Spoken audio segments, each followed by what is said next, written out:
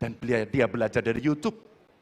Sesuatu hak kesehatan yang tidak bisa didapat, maka kita sampaikan kepada Pendeta Leo, kami akan bangunkan itu, dan kami akan kerahkan seluruh Indonesia, bahwa satu desa, satu puskesmas atau pustu, dengan satu nakes yang ada. Pak Mahfud juga menyampaikan kepada para guru yang ada di Aceh, di Sabang sana. Ada juga guru agama di sana. Kita ingin membangun Indonesia yang hebat dengan SDM yang unggul. Tapi apakah kita sudah memperhatikan mereka? Tentu kemajuan yang selama ini ada, mesti kita lakukan jauh lebih cepat, lebih satset, dan perhatian itu mesti diberikan. Dan itulah di sana kita memperhatikan nasib para guru, termasuk guru agama. Insentif kepada mereka kita berikan, agar mereka bisa mengajarkan budi pekerti yang luhur dengan moderasi agama yang ada. Bapak Ibu, cerita ini belum cukup. Saya berjalan ke NTT. Kami ketemu dengan masyarakat yang ada di sana. Pak Ganjar, kenapa kami anak muda tidak mudah mendapatkan akses pekerjaan? Padahal itu hak kami. Kenapa kemudian kami mendapatkan kesulitan untuk akses internet padahal kami butuh belajar? Tidak sama dengan yang di Jawa. Catatan inilah yang mendorong pikiran kami, internet gratis untuk para siswa yang sedang bersekolah. Agar mereka punya kesamaan dengan kita semua yang ada di Jawa ini. Kami bergeser lagi, kemudian ketemu kawan-kawan penyandang disabilitas di NTB. Betapa bahagianya saya karena ketemu dengan orang yang berjuang dengan keras agar dia bisa setara, dan pemerintah mesti perhatikan mereka untuk memberikan kesetaraan pada mereka itu. Tapi Bapak Ibu, saya mendengar ketika demokratisasi mesti berjalan dan demokrasi mesti kita jaga bersama, ada Ibu Sinta yang ketika menyampaikan pendapat harus berurusan dengan aparat keamanan. Ada Melki, Ketua BEM, yang kemudian ibunya harus diperiksa. Maka yang seperti ini harus usai. Dan mereka bisa mendapatkan kebaikan-kebaikan kalau governance terjadi. Maka yang ada di Kalimantan kami temukan. Masyarakat Dayak, mereka suku-suku yang ada, libatkan dong kami agar kami bisa mendapatkan akses yang sama. Semua ini bisa berjalan kalau kemudian pemerintahnya bersih. Pemerintahannya bisa akomodatif. Dan kita sikat korupsi itu tidak dengan kata-kata, dengan keseriusan. Pak Mahfud adalah mitra saya yang selama ini sebagai Menko mengeksekusi itu dengan baik. Kita akan lakukan itu, kami mohon dukungan rakyat, perintahkan kami untuk mengerjakan itu. Terima kasih. Wassalamualaikum warahmatullahi wabarakatuh. Kami persilakan kembali ke tempat. Hadirin, hadirin harap tenang. Hadirin, baik. Hadirin harap tenang, kita akan lanjutkan acara. Baik. Kini saatnya baru kita akan sama-sama memberikan apresiasi tepuk tangan kepada seluruh calon presiden yang sudah menyampaikan visi misinya. Ya, usai jeda, kami akan memperdalam visi misi dari setiap calon presiden yang telah disampaikan tadi. Untuk itu tetaplah bersama kami di debat pertama Calon Presiden 2024.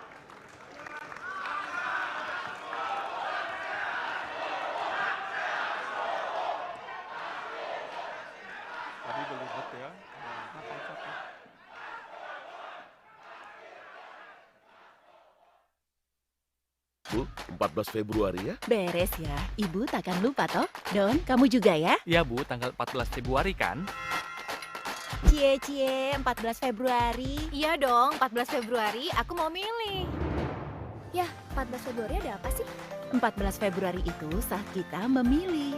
Kamu juga ya, cek apakah kita sudah terdaftar sebagai pemilih di cek dptonline.kpu.go.id. Rabu 14 Februari 2024. Yuk, kita nyoblos! Gimana ya caranya ngecek gue sudah terdaftar sebagai pemilih di pemilu 2024 nanti? Sini gue kasih tahu. Langsung aja cek dptonline.kpu.go.id.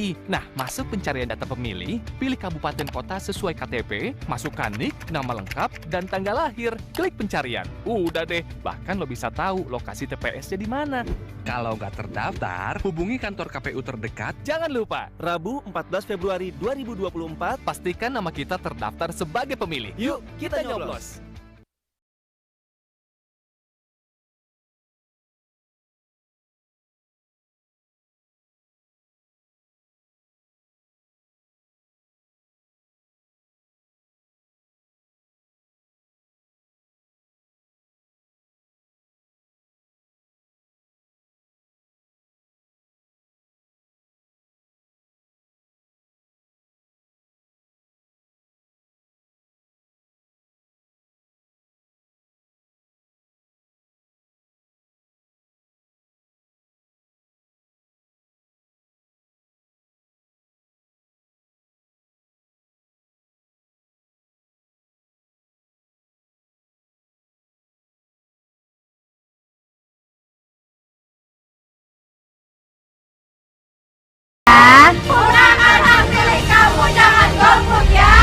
Jangan golput, gunakan hak pilih Anda.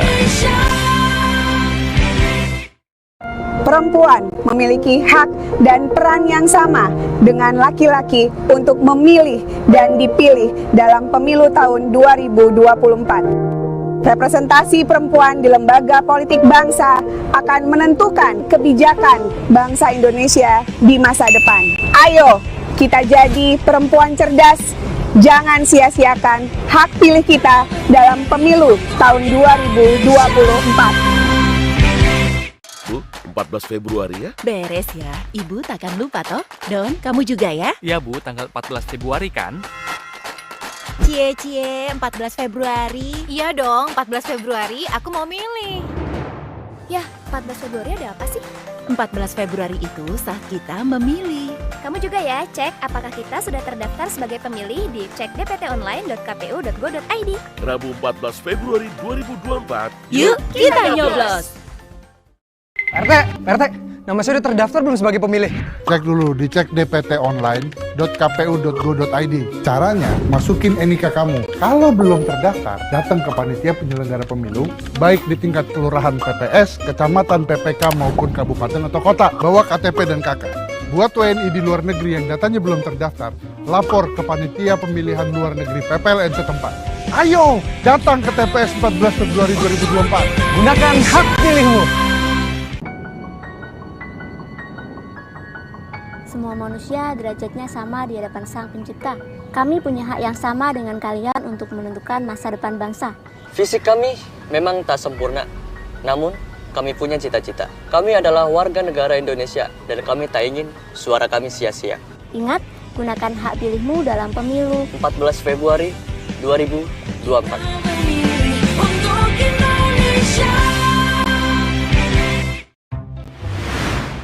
Pemilu 2024 kamu nyoblos siapa, Nat? Gak tahu deh, aku nyoblos apa enggak ya? Emang suara aku ada pengaruh gitu? Suara pemilih pemula kayak kita ini berpengaruh loh. Nah makanya kamu jangan sampai golput. Kita harus berpartisipasi dalam pemilu 2024. Generasi Z kayak kita ini menentukan masa depan bangsa. Anak muda membangun bangsa. Memilih gak keren. Kita memilih untuk Indonesia. Ya, sekarang kan Bapak udah jadi pensiunan. Sesuai dengan PKPU atau Peraturan Komisi Pemilihan Umum Nomor 7 Tahun 2022, menyatakan bahwa setiap pensiunan anggota polisi dan prajurit TNI atau yang sudah mengundurkan diri sehingga statusnya menjadi sipil bisa ikut serta dalam pemilu nanti. Nah, jangan lupa gunakan hak pilih Bapak nanti ya. Itu pasti, Bu. Kinara, nama kamu udah terdaftar di Cek DPT Online belum? Belum. Itu gimana sih caranya? Klik pencarian di pojok kanan bawah setelah mengisi NIK atau nomor paspor. Kalau misalnya nama kamu belum terdaftar juga di Cek DPT Online, kamu bisa mencoblos dengan datang ke TPS yang sesuai dengan KTP kamu dengan membawa KTP elektronik atau kartu keluarga. Tapi ingat ya, waktu cuma 1 jam terakhir sebelum TPS itu ditutup. Pastikan nama kalian sudah terdaftar di pemilu 2024. Bahwasanya keyakinan tiap manusia bisa berbeda-beda. Perbedaan justru bisa menyatukan. Toleransi adalah bagian dari demokrasi. Pulih rakyat adalah kita. Jangan sia-siakan hak pilih Anda. Demi Indonesia damai, adil, dan makmur, mari kita berpartisipasi dalam pemilu 14 Februari 2024.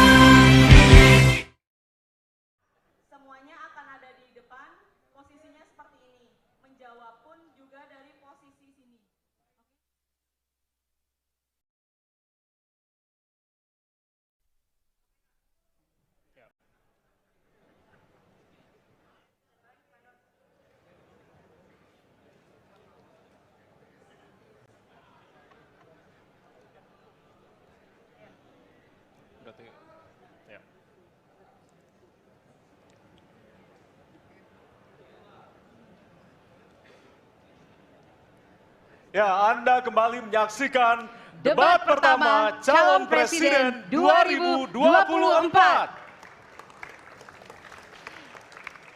Hadirin, di segmen ini calon presiden akan menjawab pertanyaan dari tim panelis. Selain menjawab pertanyaan, masing-masing calon presiden juga diberikan kesempatan untuk saling menanggapi. Ya, tim panelis tentunya telah menyiapkan sejumlah pertanyaan dan menjaga kerahasiaannya. Untuk memastikan debat ini berlangsung secara adil, 3 pertanyaan dari masing-masing subtema akan diundi di hadapan Anda. Dan untuk itu, berkenan kami mengundang seluruh calon presiden untuk menuju ke panggung utama dan sesuai dengan posisi masing-masing. Kami persilakan kepada para calon presiden untuk menempati tempat yang telah disesuaikan.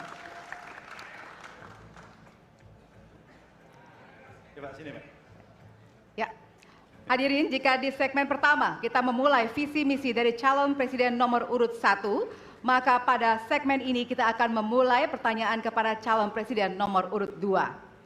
Kami persilakan kepada panelis Bapak Agus Riwanto untuk mengambil subtema di fishbowl. Kami persilakan Pak Agus. Silakan diperlihatkan kepada kita semua tema yang terdapat di dalam bola.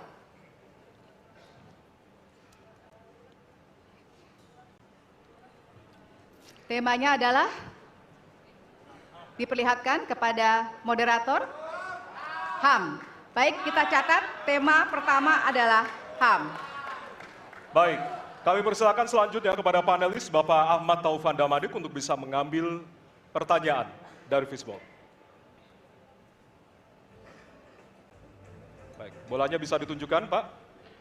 Oke, huruf A, artinya itu adalah amplop A untuk hak asasi manusia. Baik, pertanyaan hanya akan dibacakan 1 kali. Pertanyaan untuk calon presiden nomor urut 2 adalah tema HAM, huruf A. Saya akan buka amplopnya Bapak Ibu sekalian, masih disegel.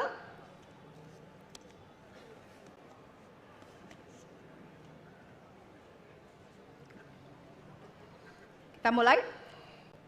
Beberapa tahun terakhir, tren kekerasan meningkat di Papua.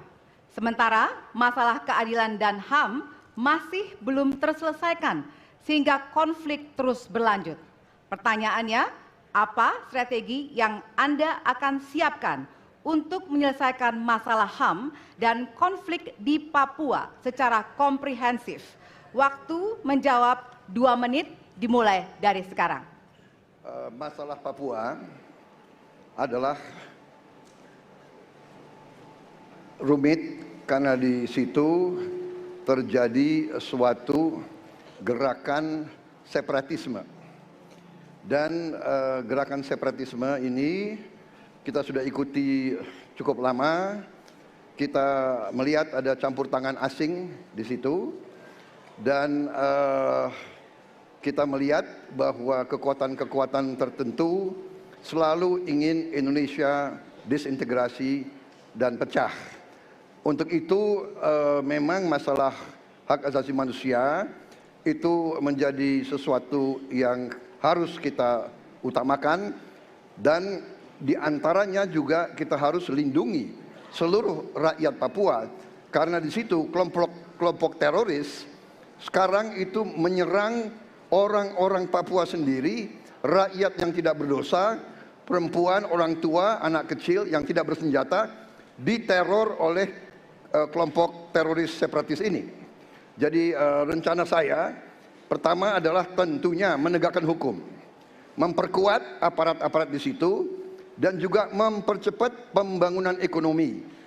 Dan Presiden Joko Widodo adalah presiden di Republik Indonesia yang paling banyak ke Papua, paling banyak ke Papua.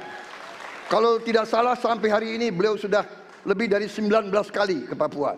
Dan peningkatan pertumbuhan ekonomi di bawah pemerintah Pak Jokowi yang paling pesat, yang paling tinggi selama sejarah Republik Indonesia.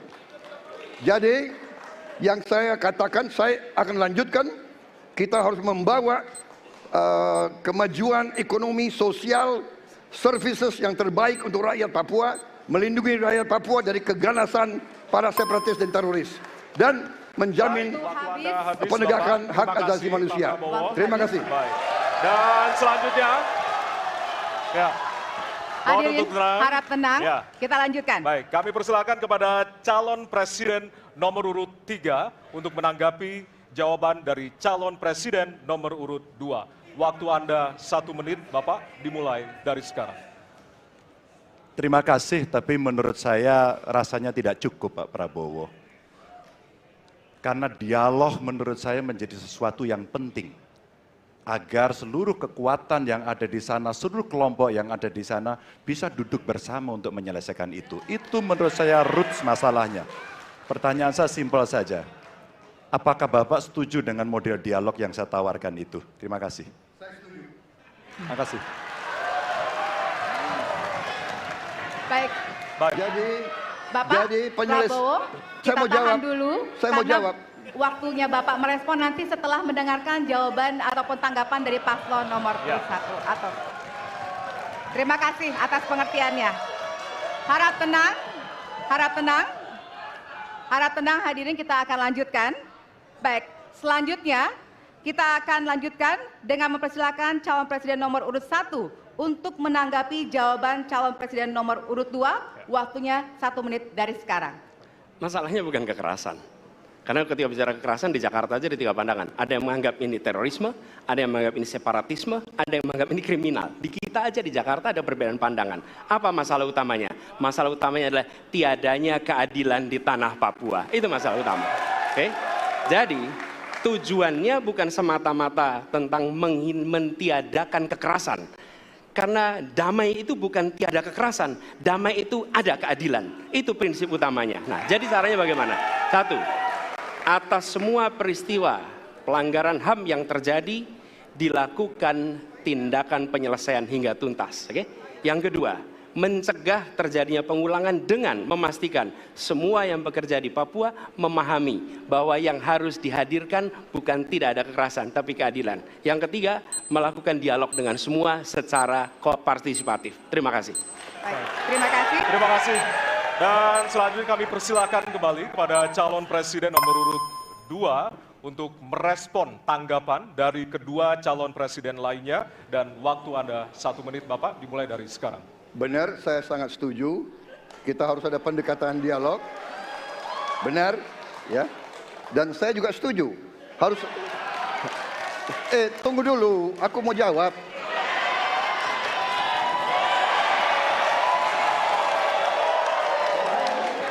Jadi, benar keadilan.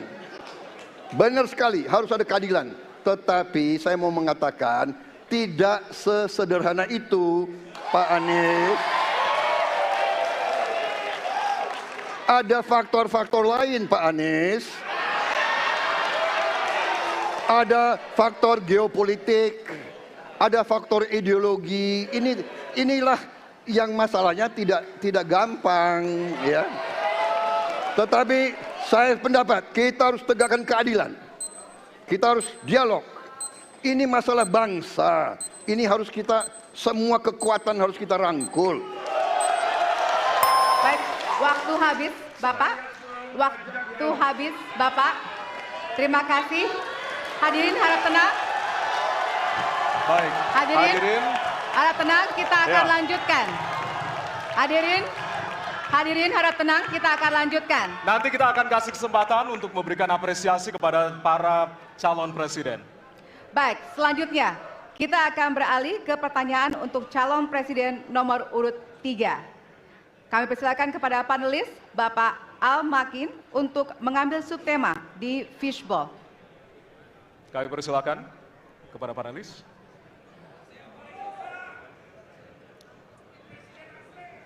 Ya, dibuka Silakan. terlebih dahulu, Pak.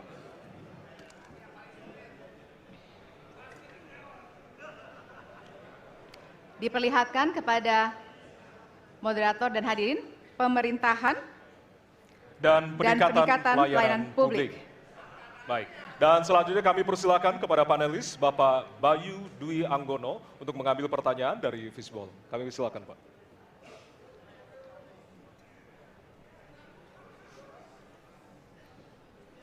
Bisa ditunjukkan amplop C. Amplop C untuk pemerintahan dan peningkatan pelayanan publik. Baik, untuk calon presiden nomor urut 3, pertanyaannya adalah tema pemerintahan dan peningkatan pelayanan publik, pertanyaan dari huruf C. Kita lihat bersama, Bapak Ibu sekalian, amplop juga masih disegel. Kita akan buka.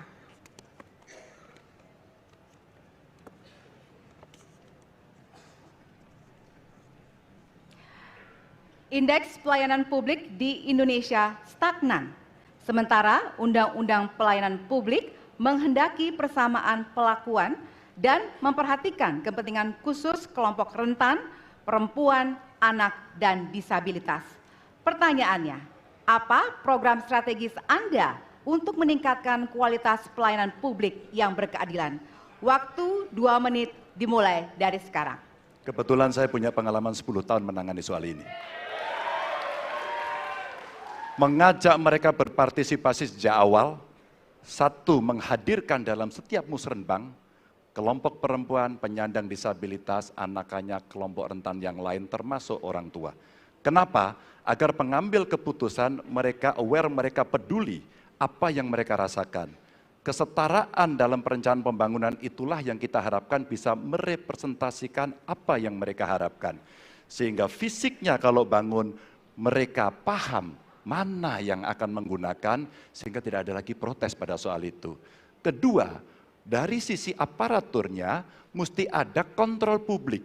Maka kalau saya membuat pengalaman kami membuat lapor GUP sebagai satu ruang komplain publik yang pemerintah nggak boleh baperan, pemerintah harus menerima seluruh masukan dan kritikan, inilah yang akan kita angkat menjadi government super apps. Sehingga ketika itu tidak berjalan, pemerintah tertinggilah yang harus kemudian mengambil alih itu, sehingga pelayanan akan bisa jauh lebih baik, sehingga kelompok-kelompok ini harus mendapatkan afirmasi. Pak Ganjar, masih ada waktu? Cukup. Baik. Cukup, baik, terima kasih. Ya, dan kami persilakan kepada calon presiden nomor urut 1 untuk menanggapi jawaban dari calon presiden nomor urut 3. Waktu Anda 1 menit dimulai dari sekarang, Pak. Prioritaskan pada pelayanan mereka yang rentan. 1, penyandang disabilitas. 2, perempuan, terutama ibu hamil. 3, anak-anak dan lansia. Itu prioritas. Kemudian pelayanannya. Buatkan pelayanan yang transparan dan terukur. Pelayanan pemerintah itu tidak ada yang baru. Semua yang dilayani pemerintah itu hal yang berulang. Jadi kalau disebut masalah itu pasti pernah terjadi sebelumnya. Pasti berulang. Lalu apa yang dikerjakan? Kami buat ketika dulu di Jakarta namanya Jaki. Jaki adalah sebuah super apps yang membuat setiap pelayanan ada ukurannya. Contoh, bila lapor pohon tumbang, maka kami memberikan arahan kepada jajaran berapa jam harus beres. Ketika dikatakan ada laporan tentang peristiwa X, maka berapa waktunya harus beres. Semua ukuran pelayanan dibuat transparan. Lalu publik yang melapor tahu persis, saya lapor kapan, harus selesai kapan. Dengan begitu standarisasi akan bisa terjadi. Terima kasih. Baik. Terima kasih atas tanggapannya. Silahkan kepada calon presiden nomor urut 2 untuk menanggapi jawaban calon presiden nomor urut 3. Waktunya 1 menit dari sekarang. Menurut pandangan saya, kelompok rentan itu juga termasuk para petani dan nelayan. Dan yang saya dapat setelah saya keliling, khususnya di Jawa Tengah, Pak Ganjar, petani-petani di situ sangat sulit dapat pupuk. Dan mereka mengeluh dengan kartu tani yang Bapak luncurkan, ini mempersulit mereka dapat pupuk. Jadi sebetulnya mereka ingin pupuk itu pengadaannya disederhanakan. Saya kira mungkin Bapak bisa menjawab masalah itu. Terima kasih. Waktu Pak Prabowo. Cukup. Cukup. Nggak usah lama-lama. Baik. Baik, terima kasih. Dan selanjutnya kami persilakan kepada calon presiden nomor urut 3 untuk merespon tanggapan dari kedua calon presiden lainnya. Waktu Bapak 1 menit dimulai dari sekarang. Terima kasih. Jadi menggunakan teknologi yang disampaikan Mas Anies sudah betul. Rupanya kita sama pada soal itu.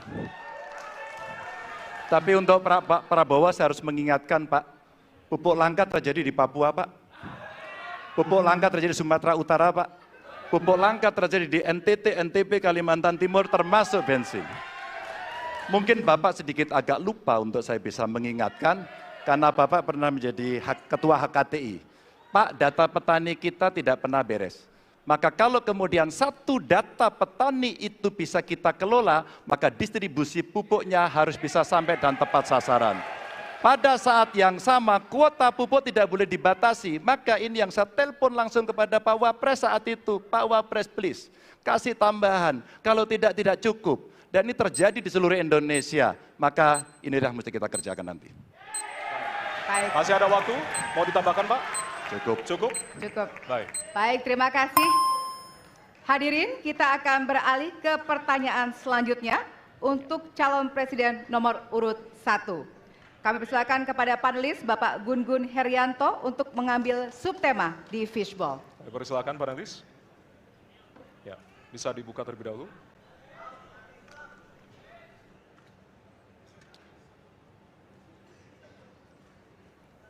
Tema ketiga adalah penanganan disinformasi dan kerukunan warga. Baik, kami persilakan untuk selanjutnya kepada panelis Bapak Hairul Fahmi untuk mengambil pertanyaan di Fishball.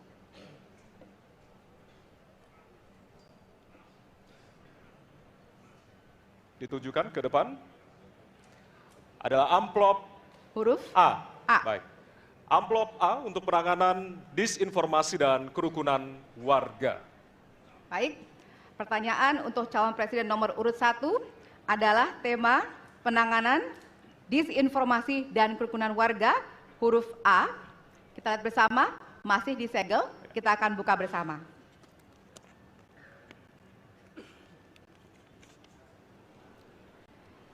Sejauh ini, masih banyak ditemukan kasus-kasus persekusi, kekerasan, dan diskriminasi oleh satu kelompok masyarakat terhadap kelompok lainnya. Pertanyaannya, apa kebijakan Anda untuk melindungi warga negara dan memperkuat toleransi dalam masyarakat Indonesia yang majemuk? Waktunya 2 menit dimulai dari sekarang. Setiap pelanggaran hukum tidak boleh dibiarkan tak dihukum. Karena apabila dibiarkan, dia akan menular dan dia akan dianggap sebagai sesuatu yang benar. Karena itu langkah yang pertama adalah setiap kali ada pelanggaran dikerjakan oleh siapapun, kapanpun, dimanapun, maka tegakkan aturan, tegakkan hukum. Nomor 1. Oke. Yang kedua, ketika kita berbicara kerukunan, maka kita harus melakukan usaha berkomunikasi dengan semua. Negara tidak boleh memusuhi salah satu unsur yang ada di masyarakat. Nggak boleh. Negara adalah penyelenggara yang harus menjangkau semua. Kami mungkin tidak suka, mungkin tidak setuju dengan pikiran seseorang. Tapi negara harus memberikan hak kepada dia untuk berbicara, termasuk untuk mengkritik. Sehingga ada ruang kebebasan kepada rakyat untuk menyampaikan pendapatnya. Jadi kita harus sadar, negara bukan mengatur pikiran, negara bukan mengatur perasaan, negara mengatur tindakan. Di situ kita atur. Dan bila melanggar, maka itu dilakukan tindakan penegakan hukum. Lalu, ketika sampai kepada usaha untuk menjangkau semua, pasti komunikasi dilakukan. Tapi selalu saja ada peristiwa pelanggaran, ada peristiwa kekerasan, dan seringkali rakyat tak tahu kemana harus melaporkan. Dan ketika mereka berhadapan dengan pihak lain, seringkali mereka membutuhkan bantuan hukum. Karena mereka berhadapan dengan berbagai unsur yang ada di masyarakat. Karena itu kami merencanakan membuat sebuah program yang disebut sebagai online untuk pelayanan pengacara gratis. Jadi ini adalah online pelayanan gratis. Yang kami sebut sebagai, istilah yang kami gunakan adalah Hotline Paris. Itu namanya kira-kira. Nah, dengan cara begitu, maka rakyat mengalami masalah bisa minta tolong kepada negara untuk didampingi pengacara dari negara. Terima kasih. Baik. Terima kasih. Dan selanjutnya kami persilakan kepada calon presiden nomor urut 2 untuk menanggapi jawaban dari calon presiden nomor urut 1. Waktu Bapak 1 menit dimulai dari sekarang. Saya kira yang sangat dirasakan oleh banyak kelompok, terutama kelompok minoritas, Pak. Saya ingin tanya bagaimana tanggapan Bapak tentang keluhan adanya kelompok-kelompok minoritas yang ingin membuat tempat ibadah tapi sangat sulit karena faktor-faktor yang dipersulit oleh birokrasi dan sebagainya. Masih ada waktu, Bapak? Cukup. Sudah cukup? Baik, terima kasih. Selanjutnya kami persilahkan kepada calon presiden nomor urut 3 untuk menanggapi jawaban calon presiden nomor urut 1, waktunya 1 menit, dimulai dari sekarang. Ada yang lebih penting saya kira meskipun seluruh proses memang harus dilalui. Penegakan hukumnya, menghukum yang bersalah, dan aparat hukum tidak boleh ragu pada soal itu. Tapi ketika kemudian kita kembalikan pada persoalan yang potensial muncul, itulah kenapa Pak Mahfud kemarin di Sabang berbicara dengan banyak tokoh agama. Agar di samping pendidikan agama, mereka memberikan juga pendidikan budi pekerti.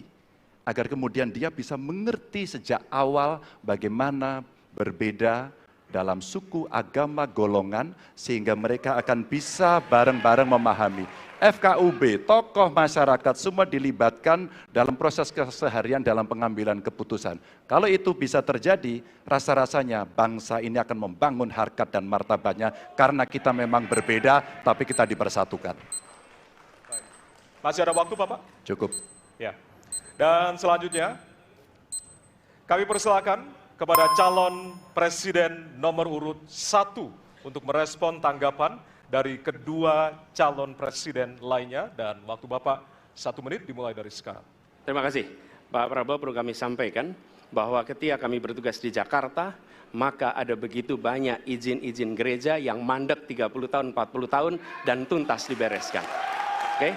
Antrian yang amat panjang, yang tidak pernah selesai. Dan kemudian banyak kelompok agama dari mulai Buddha, Hindu, Kristen yang mengalami kesulitan mendirikan tempat ibadah, mereka menerima izin tempat ibadah dan mereka bisa beribadah dengan baik. Dan kalau boleh saya laporkan, dalam sejarah Gubernur Jakarta yang paling banyak memberikan izin rumah ibadah adalah Gubernur Anies Baswedan.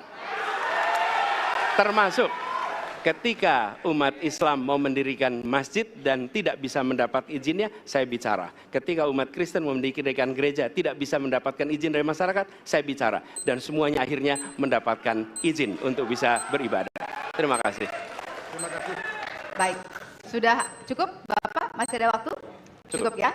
Baik, terima kasih. Kita tanggapi antara pasangan calon presiden satu dengan yang lainnya. Baiklah, untuk itu tetaplah bersama kami di debat pertama calon presiden 2024.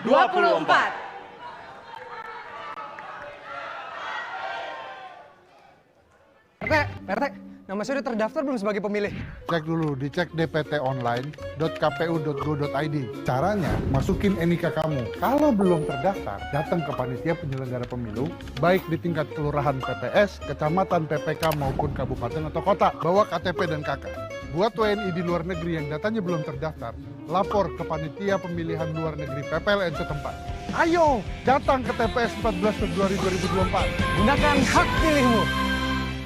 Perempuan memiliki hak dan peran yang sama dengan laki-laki untuk memilih dan dipilih dalam pemilu tahun 2024. Representasi perempuan di lembaga politik bangsa akan menentukan kebijakan bangsa Indonesia di masa depan.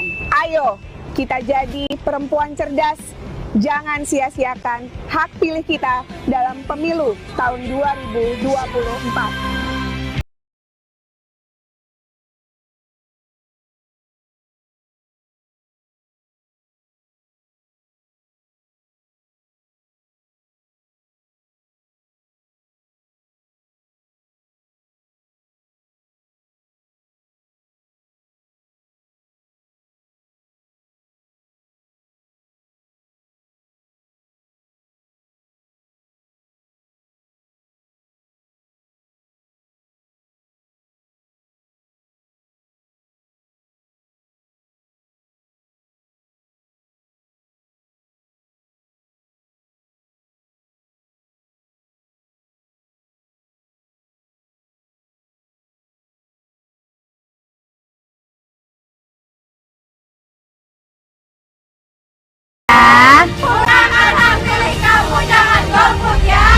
Jangan golput, gunakan hak pilih Anda. perempuan memiliki hak dan peran yang sama dengan laki-laki untuk memilih dan dipilih dalam pemilu tahun 2024. Representasi perempuan di lembaga politik bangsa akan menentukan kebijakan bangsa Indonesia di masa depan. Ayo, kita jadi perempuan cerdas. Jangan sia-siakan hak pilih kita dalam pemilu tahun 2024. Bu, 14 Februari ya? Beres ya, Ibu takkan lupa toh. Don, kamu juga ya? Iya Bu, tanggal 14 Februari kan? Cie, 14 Februari. Iya dong, 14 Februari aku mau milih. Yah, 14 Februari ada apa sih? 14 Februari itu saat kita memilih. Kamu juga ya, cek apakah kita sudah terdaftar sebagai pemilih di cekdptonline.kpu.go.id. Rabu 14 Februari 2024. Yuk, kita nyoblos! RT, nama saya udah terdaftar belum sebagai pemilih? Cek dulu di cekdptonline.kpu.go.id. Caranya, masukin NIK kamu. Kalau belum terdaftar, datang ke panitia penyelenggara pemilu, baik di tingkat kelurahan PPS, kecamatan, PPK, maupun kabupaten atau kota. Bawa KTP dan KK. Buat WNI di luar negeri yang datanya belum terdaftar, lapor ke panitia pemilihan luar negeri PPLN setempat. Ayo, datang ke TPS 14 Februari 2024. Gunakan hak pilihmu. Semua manusia derajatnya sama di hadapan Sang Pencipta. Kami punya hak yang sama dengan kalian untuk menentukan masa depan bangsa.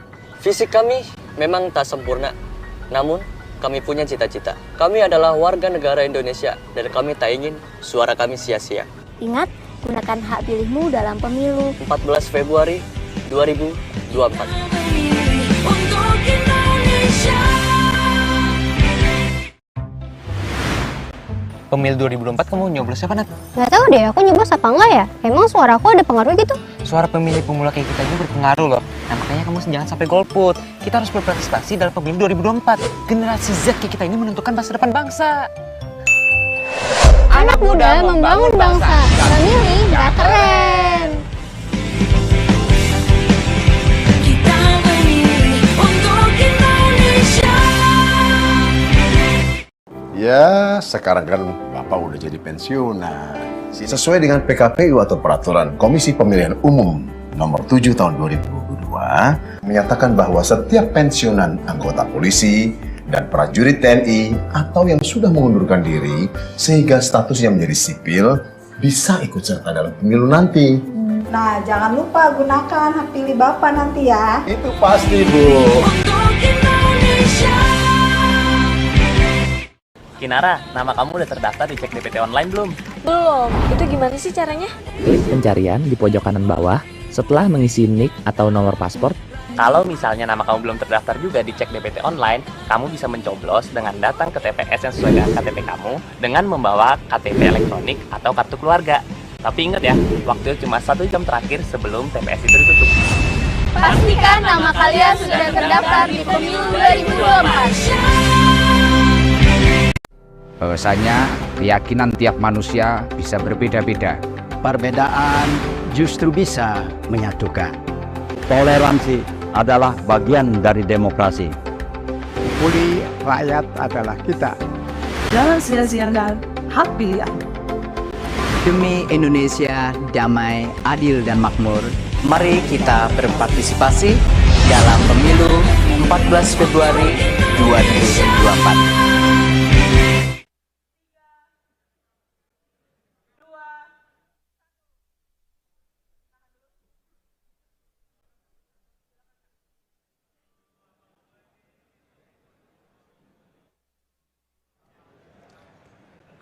Ya, terima kasih Anda masih bersama kami di debat pertama calon presiden 2024.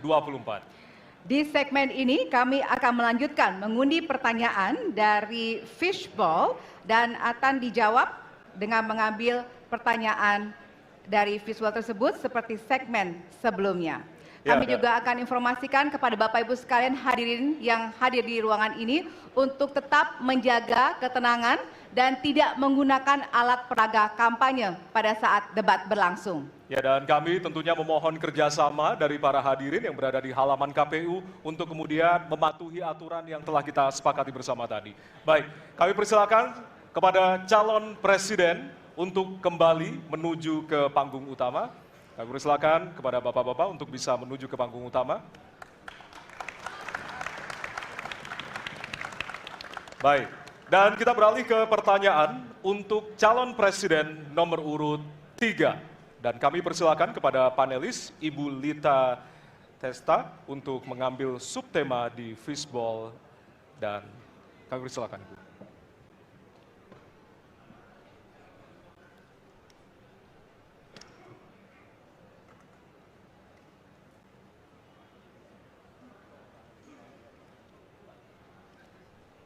Ya, dan untuk temanya adalah pemberantasan korupsi. Baik, selanjutnya kami persilakan kepada panelis Bapak Made Sukmajati untuk mengambil pertanyaan dari fishball.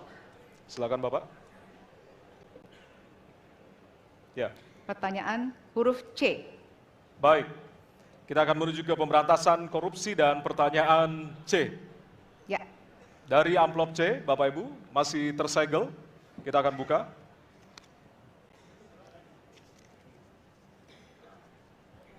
Pertanyaan untuk subtema pemberantasan korupsi.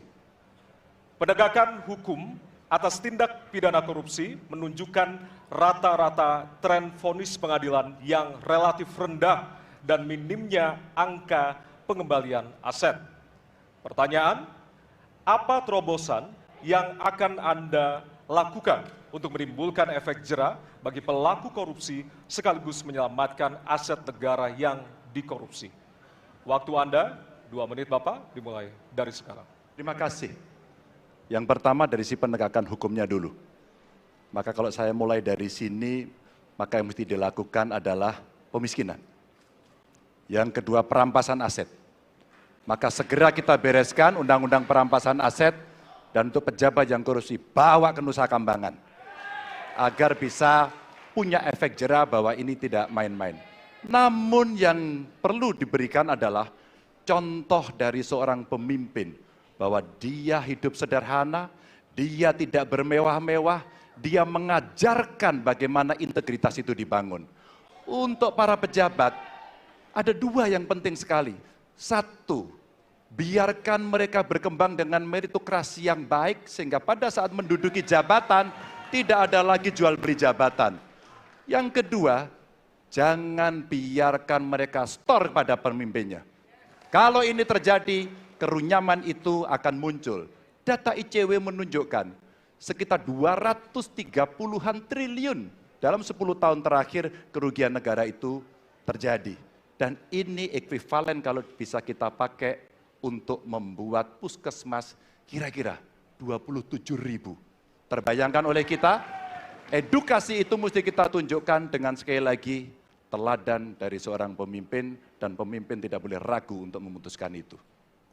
Baik, masih ada waktu Bapak, akan menambahkan? Cukup? Baik. Cukup, baik. Harap tenang. Terima kasih. Kami persilakan kepada calon presiden nomor urut 1 untuk menanggapi jawaban calon presiden nomor urut 3. Waktunya 1 menit, dimulai dari sekarang. Koruptor dijeratkan dengan undang-undang perampasan aset disahkan dan hukumannya mengikuti pemiskinan. 1. Yang kedua, yang tidak kalah penting, undang-undang KPK harus direvisi sehingga KPK menjadi lembaga yang kuat kembali. Yang ketiga, diberikan imbalan, reward kepada mereka yang membantu melakukan pelaporan, penyelidikan, sehingga ketika melaporkan kita akan punya partisipasi masyarakat, dan itu dibolehkan oleh undang-undang. Dengan begitu maka bukan hanya aparat penegak hukum tapi seluruh rakyat ikut memerangi korupsi. Korupsi harus gerakan anti korupsi harus menjadi gerakan semesta yang melibatkan seluruh rakyat. Kemudian yang keempat, yang tidak kalah penting adalah standar etika untuk pimpinan KPK harus standar yang tinggi. Terima kasih. Baik. Ya. Dan selanjutnya kami silakan kepada calon presiden nomor urut 2 untuk menanggapi jawaban dari calon presiden nomor urut 3. Waktu Bapak 1 menit, dimulai dari sekarang. Terus terang saja, saya dalam hal ini setuju dengan sikap dan jawaban dari Pak Ganjar masalah korupsi. Korupsi adalah pengkhianatan terhadap bangsa. Korupsi harus diberantas sampai ke akar-akarnya. Kita harus perkuat KPK, kita harus perkuat juga kepolisian, kita harus perkuat juga kejaksaan, kita harus perkuat ombudsman, semua badan-badan yang bisa membantu untuk mitigasi korupsi harus kita perkuat. BPK, BPKP, inspektorat di tiap kementerian ini harus diperkuat. Jadi saya sependapat korupsi harus diberantas sampai seakar-akarnya. Terima kasih. Waktu masih ada, Bapak? Cukup. Cukup. Baik, terima kasih. Kami persilakan calon presiden nomor urut 3 untuk merespon tanggapan dari kedua calon presiden lainnya. Waktunya 1 menit, dimulai dari sekarang. Terima kasih. Ternyata pada isu ini di antara 3 kami relatif sepakat. Mudah-mudahan ini harapan baik untuk masyarakat. Maka yang mesti kita sampaikan kepada masyarakat, inilah janji politik di depan rakyat. Maka kalau kemudian kita bisa menyatukan yang saya sampaikan di awal, pikiran kita sudah sama, perkataan kita sudah sama, maka kalau perbuatannya tidak sama, kitalah yang dihukum oleh rakyat. Maka mudah-mudahan pemilu besok ini akan menghasilkan semangat yang sama untuk kita memberantas korupsi. Integritas itu penting sekali. Dan nomor 1. Masih ada waktu, Bapak? Cukup. Cukup? Baik. Ya, dan kita akan beralih ke pertanyaan selanjutnya untuk calon presiden nomor urut 1. Kami persilakan kepada panelis Bapak Rudy Rohi untuk mengambil subtema di fishball. Kami persilakan Bapak.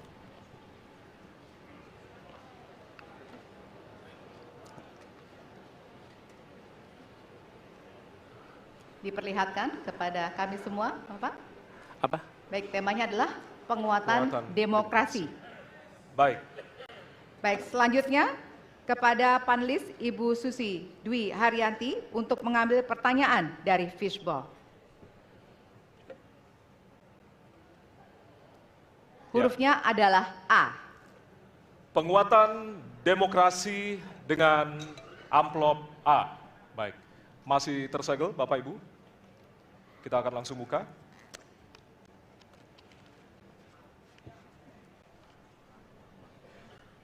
Salah satu pilar penting demokrasi adalah partai politik.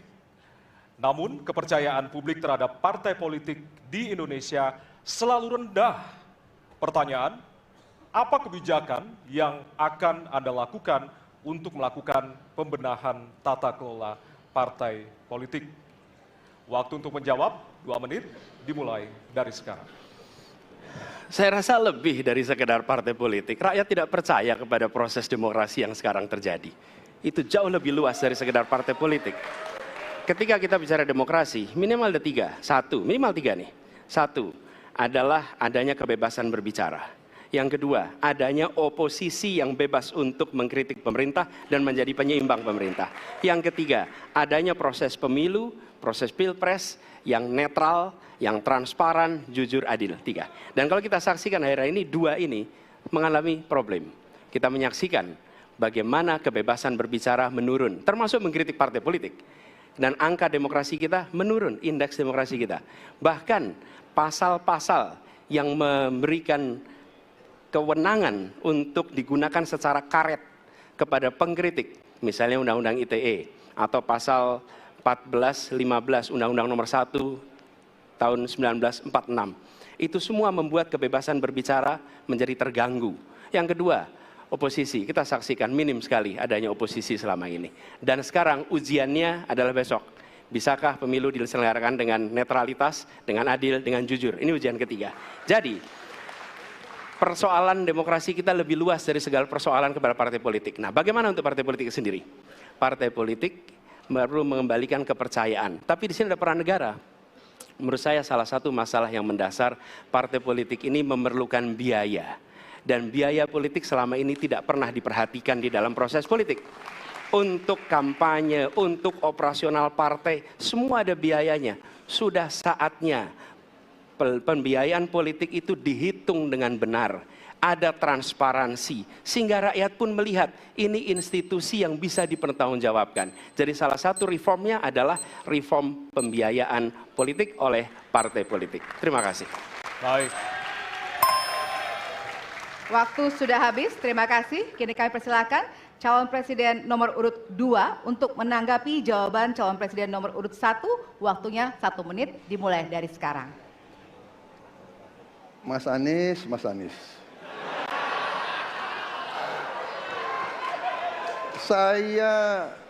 Saya berpendapat Mas Anies ini agak berlebihan. Mas Anies mengeluh tentang demokrasi ini dan itu dan ini. Mas Anies dipilih jadi gubernur DKI menghadapi pemerintah yang berkuasa. Saya yang mengusung Bapak.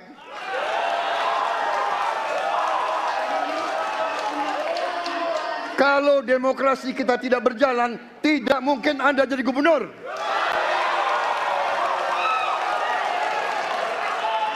Kalau Jokowi diktator, Anda tidak mungkin jadi gubernur. Saya waktu itu oposisi, Mas Anies.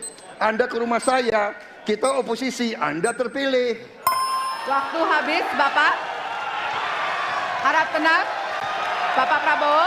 Baik, para pendukung, kami mohon untuk tenang, para pendukung. Para pendukung, baik. Harap tenang, kita akan lanjutkan dialog kita.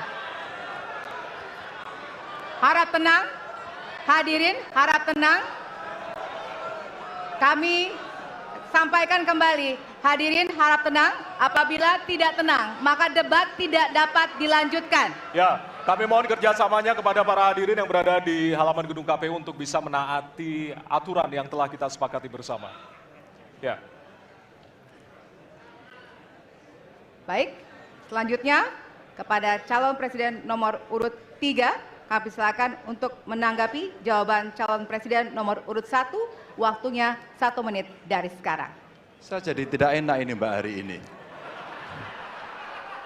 Mohon maaf. Saya tidak enak karena 2 kawan saya sedang nagih janji dan membuka buku lama.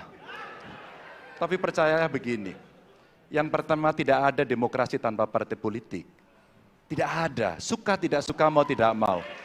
Dan fungsi partai politik itu adalah agregasi, sumber rekrutmen kader, pendidikan politik. Kebetulan saya pernah menjadi ketua pansus undang-undang partai politik. Maka pada saat perdebatan penguatan dari sisi anggaran, penguatan dari sisi partisipasi masyarakat mesti dilakukan, saat itu tidak terlalu banyak yang setuju. Maka Mas Anies, soal oposisi tidak oposisi, soal kepentingan saja kok.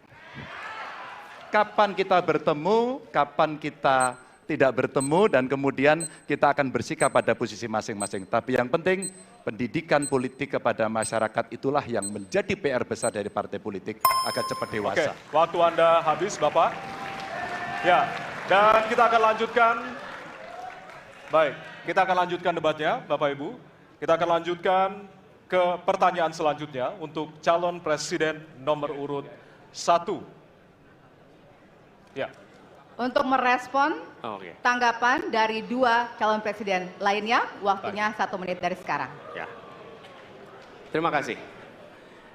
Ketika kita menghadapi sebuah proses demokrasi, di situ ada pemerintah dan ada oposisi. Dua-duanya sama terhormat.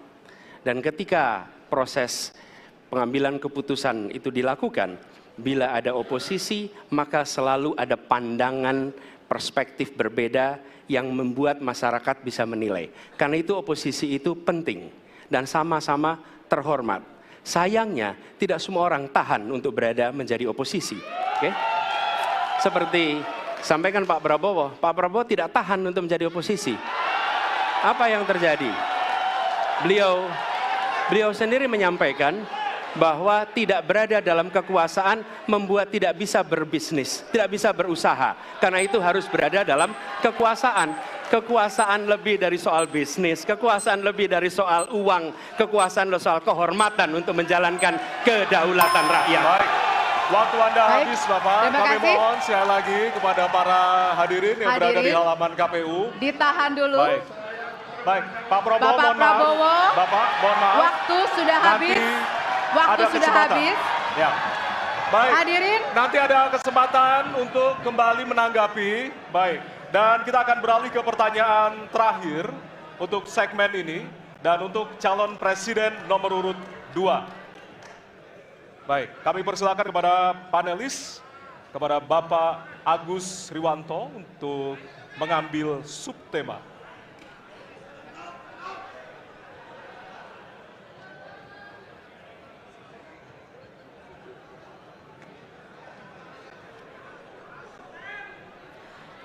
Kami mohon kepada hadirin untuk tenang, untuk menjaga kelancaran debat. Silakan Bapak dipersilakan kepada moderator Baik. diperlihatkan. Subtema hukum. Baik. Selanjutnya kami persilakan kepada panelis Bapak Wawan Masfud untuk mengambil pertanyaan dari Fishball. Kami persilakan Bapak.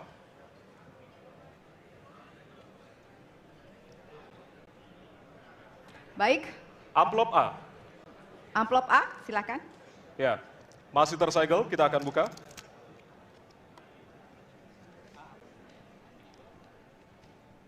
Kita akan langsung bacakan. Konstitusi mengharuskan kekuasaan kehakiman dijalankan secara merdeka. Sementara lembaga kekuasaan kehakiman saat ini cenderung diintervensi oleh cabang kekuasaan lainnya. Pertanyaannya, apakah Anda setuju dengan pernyataan tersebut? Apa alasannya dan apa komitmen Anda untuk menjaga independensi kekuasaan kehakiman? Waktu Anda 2 menit, Bapak, dimulai dari sekarang. Saya sangat setuju bahwa kehakiman harus independen, kehakiman harus yudikatif, ya, harus independen, dan harus kuat, dan tidak boleh diintervensi oleh kekuasaan. Saya sangat setuju itu.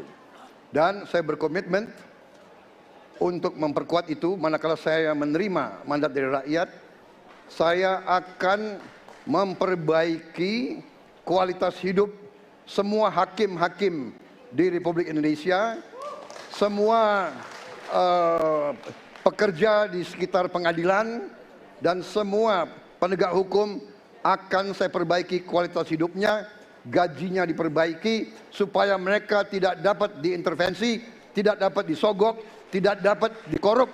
Itu komitmen saya kepada rakyat Indonesia. Terima kasih. Masih ada waktunya, Bapak, silakan merabakan. Cukup. Cukup? Ya. Baik. Baik, selanjutnya kami persilakan kepada calon presiden nomor urut 3 untuk memberikan tanggapan kepada jawaban calon presiden nomor urut 2. Waktunya 1 menit dari sekarang. Terima kasih, komitmennya Pak Prabowo luar biasa.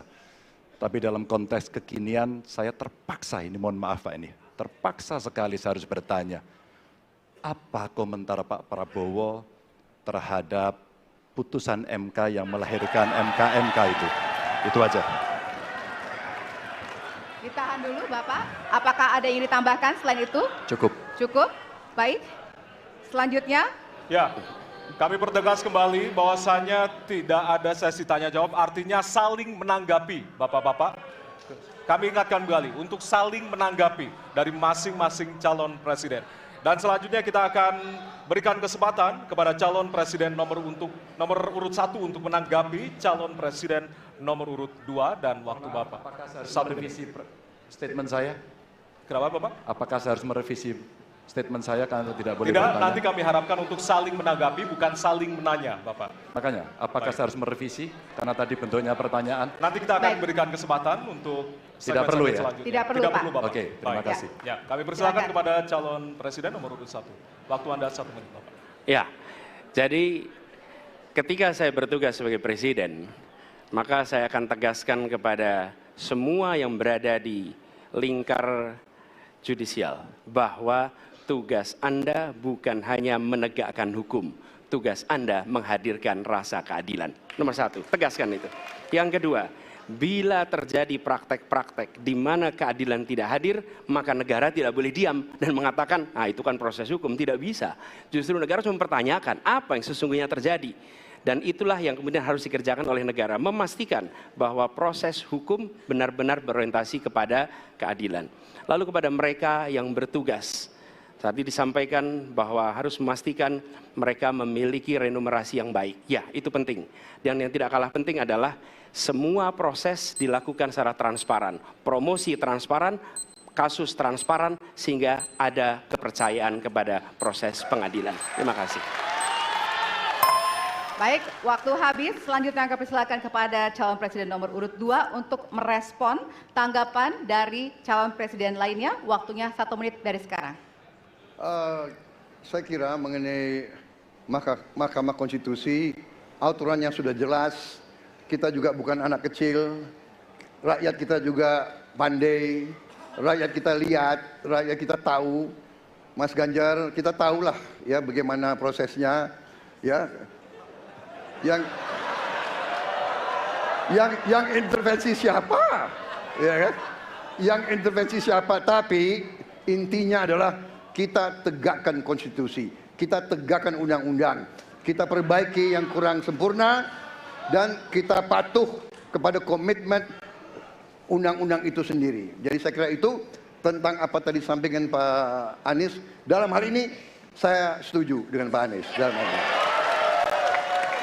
Waktunya masih ada, Bapak? Saya sependapat kita harus membuat yudikatif kuat, harus ada merit system, harus ada ujian-ujian yang baik. Waktunya supaya habis hakim sekarang, itu Bapak. hakim yang Terima terbaik kasih untuk Indonesia. atas jawabannya. Baik. Sekarang kita kasih apresiasi dari 3 calon presiden yang tentunya sudah saling menanggapi di kesempatan segmen kali ini. Dan kami persilakan kepada Bapak calon presiden untuk kembali ke tempat masing-masing. Baik. Kepada para pendukung, harap tenang. Ya. Para pendukung, kami mohon kepada para pendukung, acara debat masih berlangsung. Ya, sekali lagi kami nanti akan kasih kesempatan untuk memberikan yel-yel dan juga dukungan dari masing-masing capres. Dan kita akan masih lanjutkan dengan suasana debat yang masih hangat tentunya. Ya, tentunya nanti akan ada perbedaan pada segmen berikutnya, hadirin sekalian. Bedanya adalah pertanyaan tidak lagi datang dari tim panelis, tapi pertanyaan akan datang dari masing-masing calon presiden. Ya, dan untuk itu tetaplah bersama kami dan kami kembali sesaat lagi.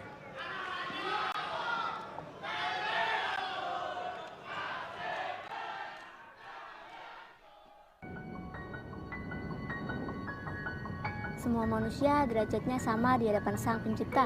Kami punya hak yang sama dengan kalian untuk menentukan masa depan bangsa. Fisik kami memang tak sempurna, namun kami punya cita-cita. Kami adalah warga negara Indonesia dan kami tak ingin suara kami sia-sia. Ingat, gunakan hak pilihmu dalam pemilu 14 Februari 2024. Untuk Indonesia. Pemilu 2024 kamu nyoblos siapa, Nat? Nggak tahu deh, aku nyoblos apa enggak ya? Emang suara aku ada pengaruh gitu? Suara pemilih pemula kayak kita ini berpengaruh loh. Nah makanya kamu jangan sampai golput. Kita harus berprestasi dalam pemilu 2024. Generasi Z kayak kita ini menentukan masa depan bangsa. Anak muda membangun bangsa. Memilih nggak keren. Kita memilih untuk Indonesia.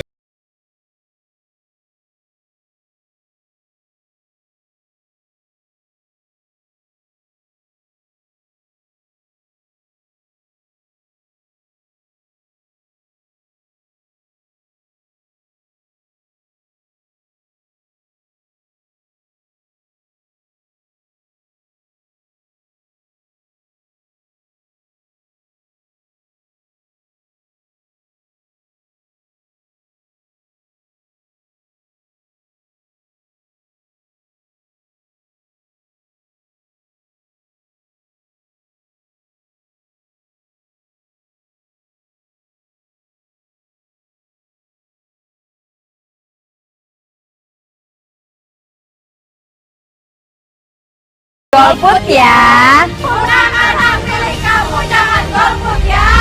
Jangan golput, gunakan hak pilih Anda.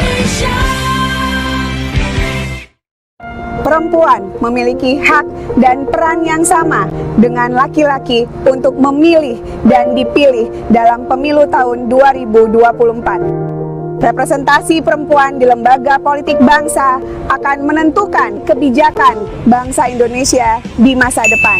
Ayo, kita jadi perempuan cerdas. Jangan sia-siakan hak pilih kita dalam pemilu tahun 2024. Bu, 14 Februari ya? Beres ya, Ibu takkan lupa toh. Don, kamu juga ya? Ya Bu, tanggal 14 Februari kan? Cie, 14 Februari. Iya dong, 14 Februari aku mau milih. Yah, 14 Februari ada apa sih?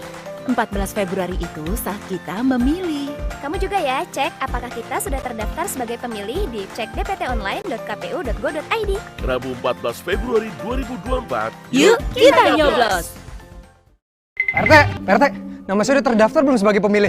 Cek dulu di cek dptonline.kpu.go.id. Caranya, masukin NIK kamu. Kalau belum terdaftar, datang ke panitia penyelenggara pemilu, baik di tingkat kelurahan PPS, kecamatan, PPK, maupun kabupaten atau kota. Bawa KTP dan KK. Buat WNI di luar negeri yang datanya belum terdaftar, lapor ke panitia pemilihan luar negeri PPLN setempat. Ayo, datang ke TPS 14 Februari 2024. Gunakan hak pilihmu. Semua manusia derajatnya sama di hadapan Sang Pencipta. Kami punya hak yang sama dengan kalian untuk menentukan masa depan bangsa. Fisik kami memang tak sempurna, namun kami punya cita-cita. Kami adalah warga negara Indonesia dan kami tak ingin suara kami sia-sia. Ingat, gunakan hak pilihmu dalam pemilu 14 Februari 2024.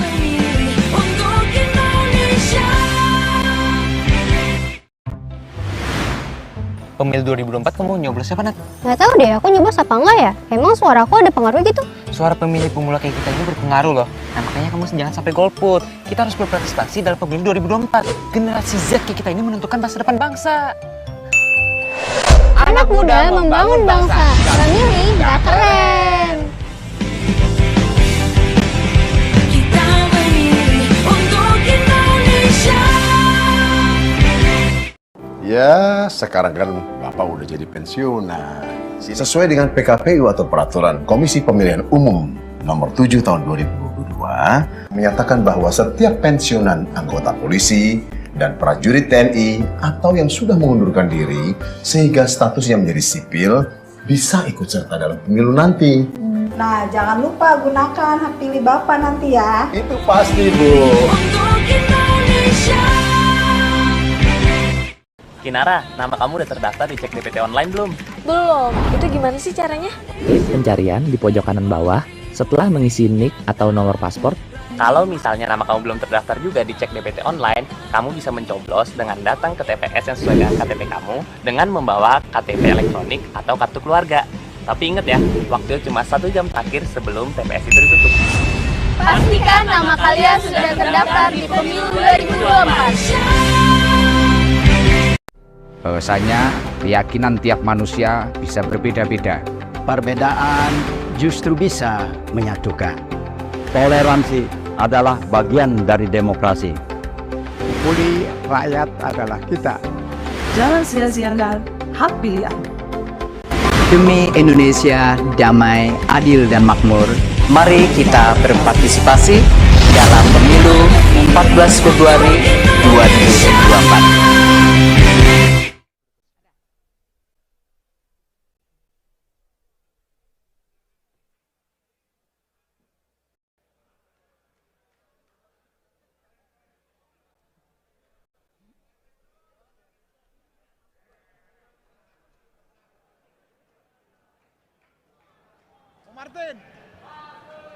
Martin.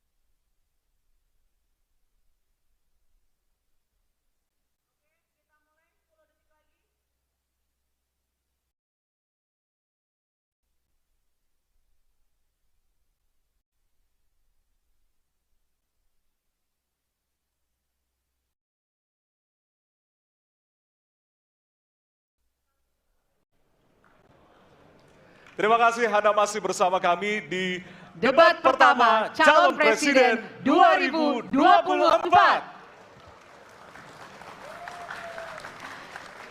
Hadirin, jika pada segmen sebelumnya pertanyaan dibuat oleh tim panelis, maka di segmen ini dan segmen selanjutnya pertanyaan murni dari para calon presiden. Ya, Jawaban pertanyaan akan ditanggapi oleh capres penanya untuk kemudian direspon kembali oleh calon presiden yang menjawab. Sebelumnya, kita undang kembali seluruh calon presiden untuk naik ke atas panggung. Kami persilakan Bapak untuk menuju ke panggung utama. Ya, dan untuk segmen ini, kesempatan pertama akan diberikan kepada calon presiden nomor urut 1 untuk bertanya kepada calon presiden nomor urut 2. Dan waktu Bapak 1 menit dimulai dari sekarang. Terima kasih. Pada tanggal 25, Pak Prabowo mendaftar ke KPU sebagai pasangan calon presiden, calon wakil presiden. Sesudah keputusan MK. Dan kemudian di MK dibentuk MK-MK. Yang hasilnya mengatakan bahwa terjadi pelanggaran etika berat. Yang menyebabkan keputusan yang dibuat oleh MK secara etika bermasalah. Kemudian, Bapak punya waktu sampai dengan tanggal 13 November. Karena di situ adalah waktu terakhir untuk mengambil keputusan bila ada perubahan. Sesudah Bapak mendengar bahwa ternyata pencalonan persyaratannya bermasalah secara etika, pertanyaan saya, apa perasaan Bapak ketika mendengar bahwa ada pelanggaran etika di situ? Baik, waktunya habis. Kami berikan kesempatan kepada calon presiden nomor urut 2 untuk menjawab selama 2 menit. Waktunya dimulai dari sekarang. Jadi, Mas Anies, ya memang suatu perkembangan politik itu ada beberapa segi perspektif, ya. Jadi tim saya, para pakar hukum yang mendampingi saya menyampaikan bahwa dari segi hukum tidak ada masalah. Masalah yang dianggap pelanggaran etika sudah diambil tindakan dan keputusan, ya waktu itu oleh pihak yang diberi wewenang. Kemudian sudah ada tindakan, dan tindakan pun itu masih diperdebatkan karena yang bersangkutan masih memproses. Tetapi intinya adalah bahwa keputusan itu final dan tidak dapat dirubah. Ya, saya laksanakan, ya. Dan kita ini bukan anak kecil, Mas Anies, ya. Anda juga paham, ya. Sudahlah, ya.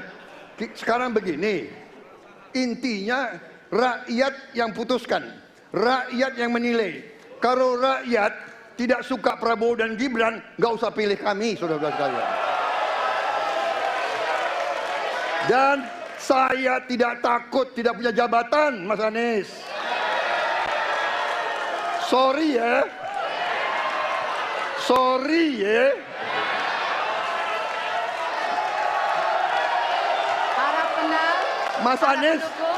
Mas Anies, saya tidak punya apa-apa. Saya sudah siap mati untuk negara ini. Baik. Waktu Anda habis, Bapak, dan selanjutnya kami persilakan kepada calon presiden nomor urut 1 untuk menanggapi jawaban dari calon presiden nomor urut 2. Waktu Bapak 1 menit. Dimulai dari sekarang. Fenomena ordal ini menyebalkan. Di seluruh Indonesia kita menghadapi fenomena ordal. Mau ikut kesebelasan ada ordalnya. Mau masuk jadi guru ordal. Mau daftar sekolah ada ordal. Mau dapat tiket untuk konser ada ordal. Ada ordal di mana-mana yang membuat meritokratik nggak berjalan. Yang membuat etika luntur. Dan ketika fenomena ordal itu bukan hanya di masyarakat, tapi di proses yang paling puncak terjadi ordal, maka rakyat kebanyakan, dan ini saya rasakan beberapa waktu yang lalu, beberapa orang guru berjumpa dengan saya dan mereka mengatakan, Pak, di tempat kami pengangkatan guru-guru itu mendasarkan ordal. Kalau tidak ada ordal, nggak bisa jadi guru, nggak bisa diangkat. Lalu apa jawabannya? Atasan saya bilang, wong yang di Jakarta aja pakai ordal, kenapa kita di bawah tidak boleh pakai ordal? Negeri ini rusak apabila tatanan itu hilang. Habis. Ya. Sekarang kami berikan kesempatan kepada calon presiden nomor urut 2 untuk menanggapi tanggapan dari calon presiden nomor urut 1. Waktunya 1 menit dari sekarang. Mas Anies.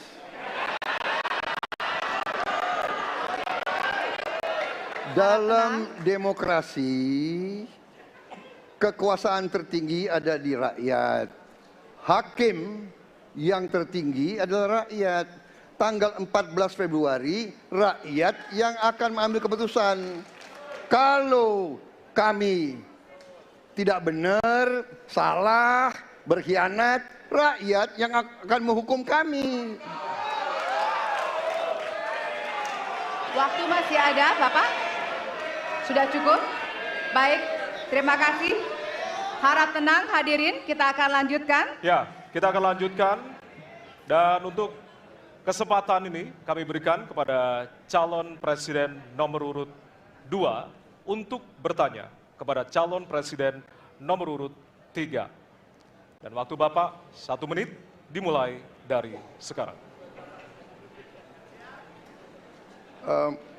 Mas Ganjar punya pengalaman sebagai gubernur. Saya ingin bertanya bagaimana pemikiran Bapak untuk mengatasi pengangguran yang masih banyak, terutama lulusan-lulusan sekolah dan sarjana yang belum tertampung. Mungkin pengalaman Bapak bisa Bapak memberi suatu pencerahan kepada kami. Terima kasih. Waktunya masih ada, Bapak ada yang ingin ditambahkan? Baik, cukup. Oke. Selanjutnya kami berikan kesempatan kepada calon presiden nomor urut 3 untuk menjawab selama 2 menit. Waktunya dimulai dari sekarang. Terima kasih Pak Prabowo. Isu ini sangat kontekstual dan saya kira dari pertanyaan masyarakat begitu sulitnya mendapatkan pekerjaan. Ada beberapa poin Pak. Yang pertama adalah membuka ruang investasi yang cukup besar dengan cara memastikan penegakan hukumnya bisa berjalan baik, kepastian hukumnya berjalan dengan baik, transparan, akuntabel, mudah, murah, cepat dalam sebuah layanan. Tanpa itu dilakukan, mereka akan minggat dan mereka akan pergi, tidak mau datang. Yang kedua, ketika mereka datang, sudah masuk berinvestasi katakan, pusat-pusat pertumbuhan sudah diberikan kepada mereka oleh pemerintah dengan fasilitasi kawasan industri umpama, insentif pajak umpama, kemudahan perizinan, ease of doing business umpama, maka ketika kemudian itu sudah berjalan, Pak, yang mesti disiapkan adalah SDM. Ketangguhan SDM untuk menjemput itulah yang kita siapkan. Apa itu? Sekolah vokasi, nggak ada yang lain. Dan kemudian SDM inilah yang kita bisa pastikan bahwa mereka sampai dengan 12 tahun mesti sekolah dan gratis. Inilah yang kemudian bisa kita dorong untuk kemudian mereka bisa naik. Ada juga tindakan afirmasi sekaligus untuk menurunkan kemiskinan adalah setiap satu keluarga miskin kita kasih kesempatan satu anaknya sampai ke perguruan tinggi. Karena itulah yang akan membongkar dan kemudian memberikan ruang pekerjaan yang jauh lebih banyak kepada mereka. Maka peran-peran inilah yang mesti kita dorong. Kawasan industri Kendal sudah bekerja sama dengan 100-an lebih sekolah vokasi. Kawasan industri di Batang sedang kita siapkan, bahkan kita bangunkan sekolah. Kerjasama antara pusat, provinsi, kabupaten menjadi begitu penting untuk memfasilitasi itu, dan kemudian tugas kita mensosialisasikan untuk mereka bisa terlibat di dalamnya. Baik. Ya, waktu Anda habis Bapak, dan kami persilakan kepada calon presiden nomor urut 2 untuk menanggapi jawaban dari calon presiden nomor urut 3. Waktu Bapak 1 menit. Saya senang mendengar jawaban itu. Berarti Bapak bisa mengakui prestasi pemerintah Jokowi dalam mengembangkan KEK semua, mendorong hilirisasi, menciptakan lapangan kerja, mengundang investor-investor ke Jawa Tengah untuk menciptakan pertumbuhan ekonomi yang bermutu dan berkelanjutan. Terima kasih. Ya. Waktunya masih ada, Bapak? Cukup. Cukup. Baik, selanjutnya kita berikan kesempatan kepada calon presiden nomor urut 3 untuk menanggapi tanggapan dari calon presiden nomor urut 2. Waktunya 1 menit dari sekarang. Pak Prabowo, terima kasih. Ketika kami merancang kawasan-kawasan industri dan bagaimana percepatan itu kita lakukan, kami duduk dengan para menteri, bahkan kami duduk dengan presiden. Kami punya pikiran yang sama dalam merancang ini karena kita ingin menjemput 2045 sebagai negara maju, negara unggul. Itu yang harus kita ciptakan. Maka ketika kemudian soal setuju tidak setuju, kami hampir 10 tahun. Bahkan proyek-proyek strategis nasional yang ada di Jawa Tengah, saya bereskan, Pak. Karena itu bentuk tanggung jawab kami sebagai wakil pemerintah pusat di daerah, dan kami tahu posisi itu agar kita berada dalam satu barisan menjemput keunggulan Indonesia di 2045. Masih ada waktu, Bapak? Cukup. Cukup? Baik. Ya, dan selanjutnya kita akan berikan kesempatan calon presiden nomor urut 3 untuk bertanya kepada calon presiden nomor urut 1. Dan waktu Bapak 1 menit dimulai dari sekarang. Mas Anies pernah menjadi gubernur ibu kota. Dan hari ini menjadi isu publik, saya barusan dari IKN. Mas Anies, dengan berbagai kondisi yang ada di Jakarta, traffic jam, orang bermigrasi, bagaimana polusi yang terjadi, saya pengen dapat statement yang clear dari Mas Anies. Apa pendapat Mas Anies ketika kemudian Indonesia sentris itu ingin dibangun, mimpi besar anak bangsa sejak presiden sebelumnya ingin dibangun untuk memindahkan ibu kota dari Jakarta ke IKN. Silakan. Baik, waktunya masih ada, Bapak? Cukup. Cukup? Baik, terima kasih. Kemudian kami silakan calon presiden nomor urut 1 untuk memberikan jawaban selama 2 menit dimulai dari sekarang. Kalau ada masalah jangan ditinggalkan, diselesaikan. Itu filosofi nomor 1. Jadi ketika di Jakarta menghadapi masalah, maka masalah lingkungan hidup, masalah lalu lintas, kepadatan penduduk, ini harus diselesaikan. Ditinggalkan tidak kemudian membuat otomatis selesai. Justru ini yang harus dibereskan. Kalau kami melihat, begitu kita bicara lalu lintas, kontribusi aparat sipil negara di dalam kemacetan itu hanya 4-7%. Jadi nggak akan mengurangi kemacetan di sini. Yang kedua, soal lingkungan hidup. Kalau yang pindah itu pemerintah, bisnis, keluarga masih tetap di sini, masih tetap ada masalah. Karena itu kami berpandangan, masalah yang di Jakarta harus diselesaikan dengan transportasi umum yang dibangun. Kemudian yang kedua, menambah taman yang dibangun, transportasi umum berbasis elektrik. Dan itu semua dikerjakan untuk membuat Jakarta menjadi kota yang nyaman, aman, kota yang membuat kita bisa hidup dengan sehat. Itu terkait dengan Jakarta. Jadi jangan kita meniru pemerintah Belanda. Mereka punya kota tua. Ketika kota tua turun permukaan, mereka pindah ke selatan, bikin di sekitar Monas. Ditinggalkan, masalah tidak diselesaikan. Kita harus menghadapi masalah dengan menyelesaikan. Lalu yang kedua, terkait dengan IKN.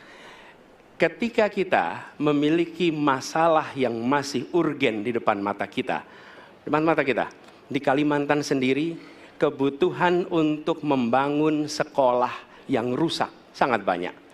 Membangun kereta api atau jalur tol antar kota di Kalimantan itu urgen. Yang merasakan dari uang itu siapa? Rakyat. Sementara yang kita kerjakan hanya membangun tempat untuk aparat sipil negara bekerja, bukan untuk rakyat dan bukan pusat perekonomian. Baik. Ya, waktu Anda habis dan kami persilakan kepada calon presiden nomor urut 3 untuk menanggapi jawaban dari calon presiden nomor urut 1. Waktu Bapak 1 menit, disilakan.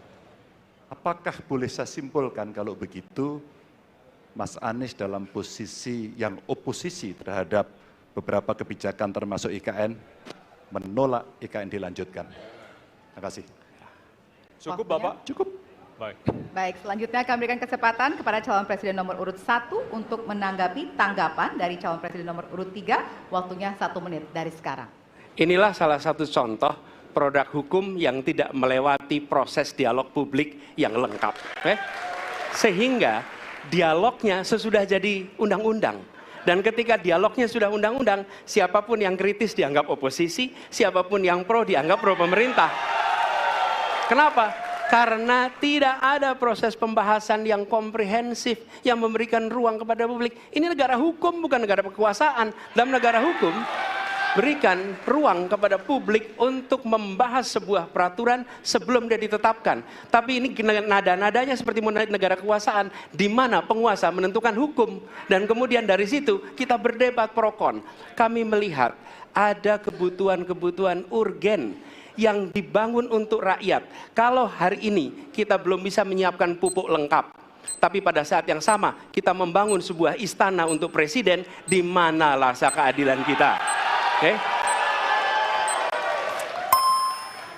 Waktunya sudah habis. Ya, dan kami masih ada 1 segmen lagi. Untuk itu kami persilakan kepada bapak-bapak untuk kembali ke tempat duduk masing-masing. Masih ada 1 segmen lagi untuk bertanya dan juga saling menanggapi. Kami persilakan bapak-bapak untuk kembali ke tempat. Pada hadirin, kami mohon untuk tenang terlebih dahulu. Kita akan lanjutkan debat dengan suasana tentunya lebih hangat. Untuk tetaplah bersama kami di debat pertama calon presiden 2024.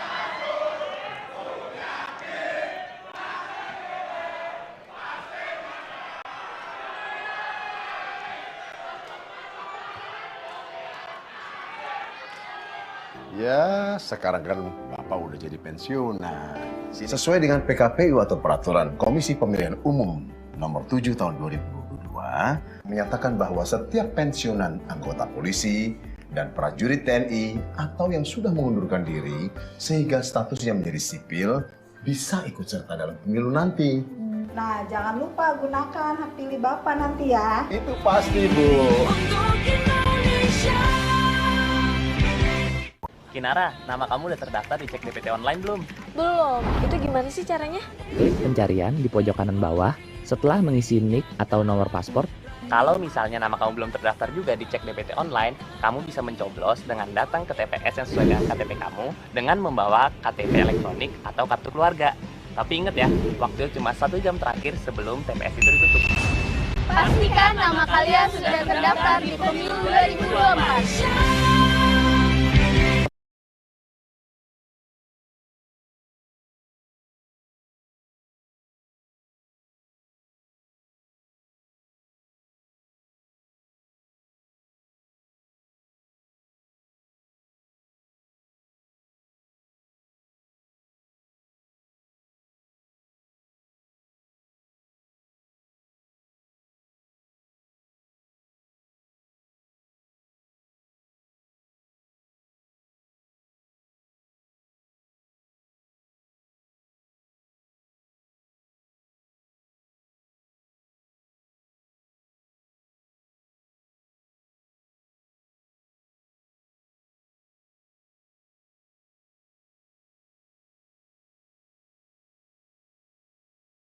Golput ya.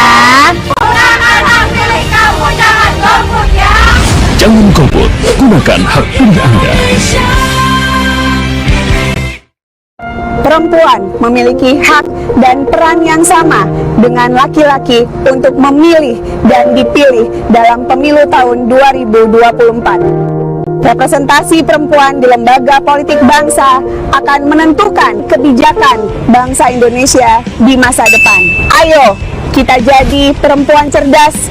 Jangan sia-siakan hak pilih kita dalam pemilu tahun 2024. Bu, 14 Februari ya? Beres ya, Ibu takkan lupa toh.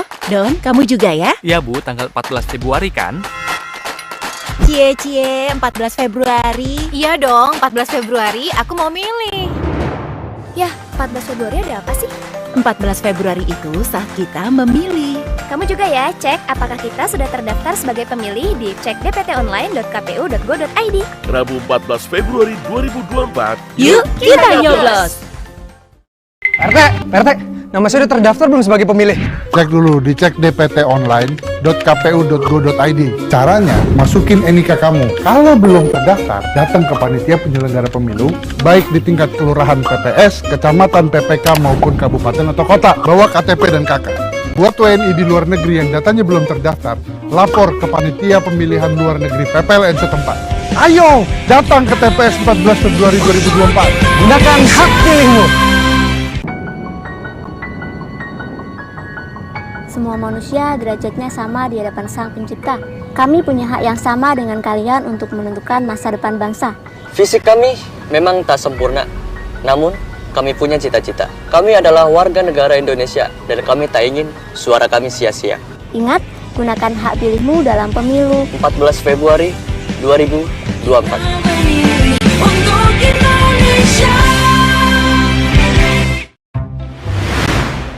Pemilu 2024 kamu nyoblos siapa, Nat?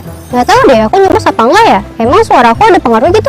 Suara pemilih pemula kayak kita ini berpengaruh loh. Nah makanya kamu jangan sampai golput. Kita harus berpartisipasi dalam pemilu 2024. Generasi Z kayak kita ini menentukan masa depan bangsa. Anak muda membangun bangsa. Pemilih gak keren. Kita memilih untuk Indonesia. Ya, sekarang kan Bapak udah jadi pensiun. Nah, sesuai dengan PKPU atau Peraturan Komisi Pemilihan Umum Nomor 7 Tahun 2022 menyatakan bahwa setiap pensiunan anggota polisi dan prajurit TNI atau yang sudah mengundurkan diri sehingga statusnya menjadi sipil bisa ikut serta dalam pemilu nanti. Nah, jangan lupa gunakan hak pilih Bapak nanti ya. Itu pasti, Bu. Untuk Indonesia. Kinara, nama kamu udah terdaftar di Cek DPT Online belum? Belum. Itu gimana sih caranya? Pencarian di pojok kanan bawah setelah mengisi NIK atau nomor paspor. Kalau misalnya nama kamu belum terdaftar juga di Cek DPT Online, kamu bisa mencoblos dengan datang ke TPS yang sesuai dengan KTP kamu dengan membawa KTP elektronik atau kartu keluarga. Tapi ingat ya, waktu cuma 1 jam terakhir sebelum TPS itu ditutup. Pastikan nama kalian sudah terdaftar di pemilu 2024. Bahwasanya keyakinan tiap manusia bisa berbeda-beda. Perbedaan justru bisa menyatukan. Toleransi adalah bagian dari demokrasi. Pulih rakyat adalah kita. Jangan sia-siakan hak pilih Anda. Demi Indonesia damai, adil, dan makmur, Mari kita berpartisipasi dalam pemilu 14 Februari 2024.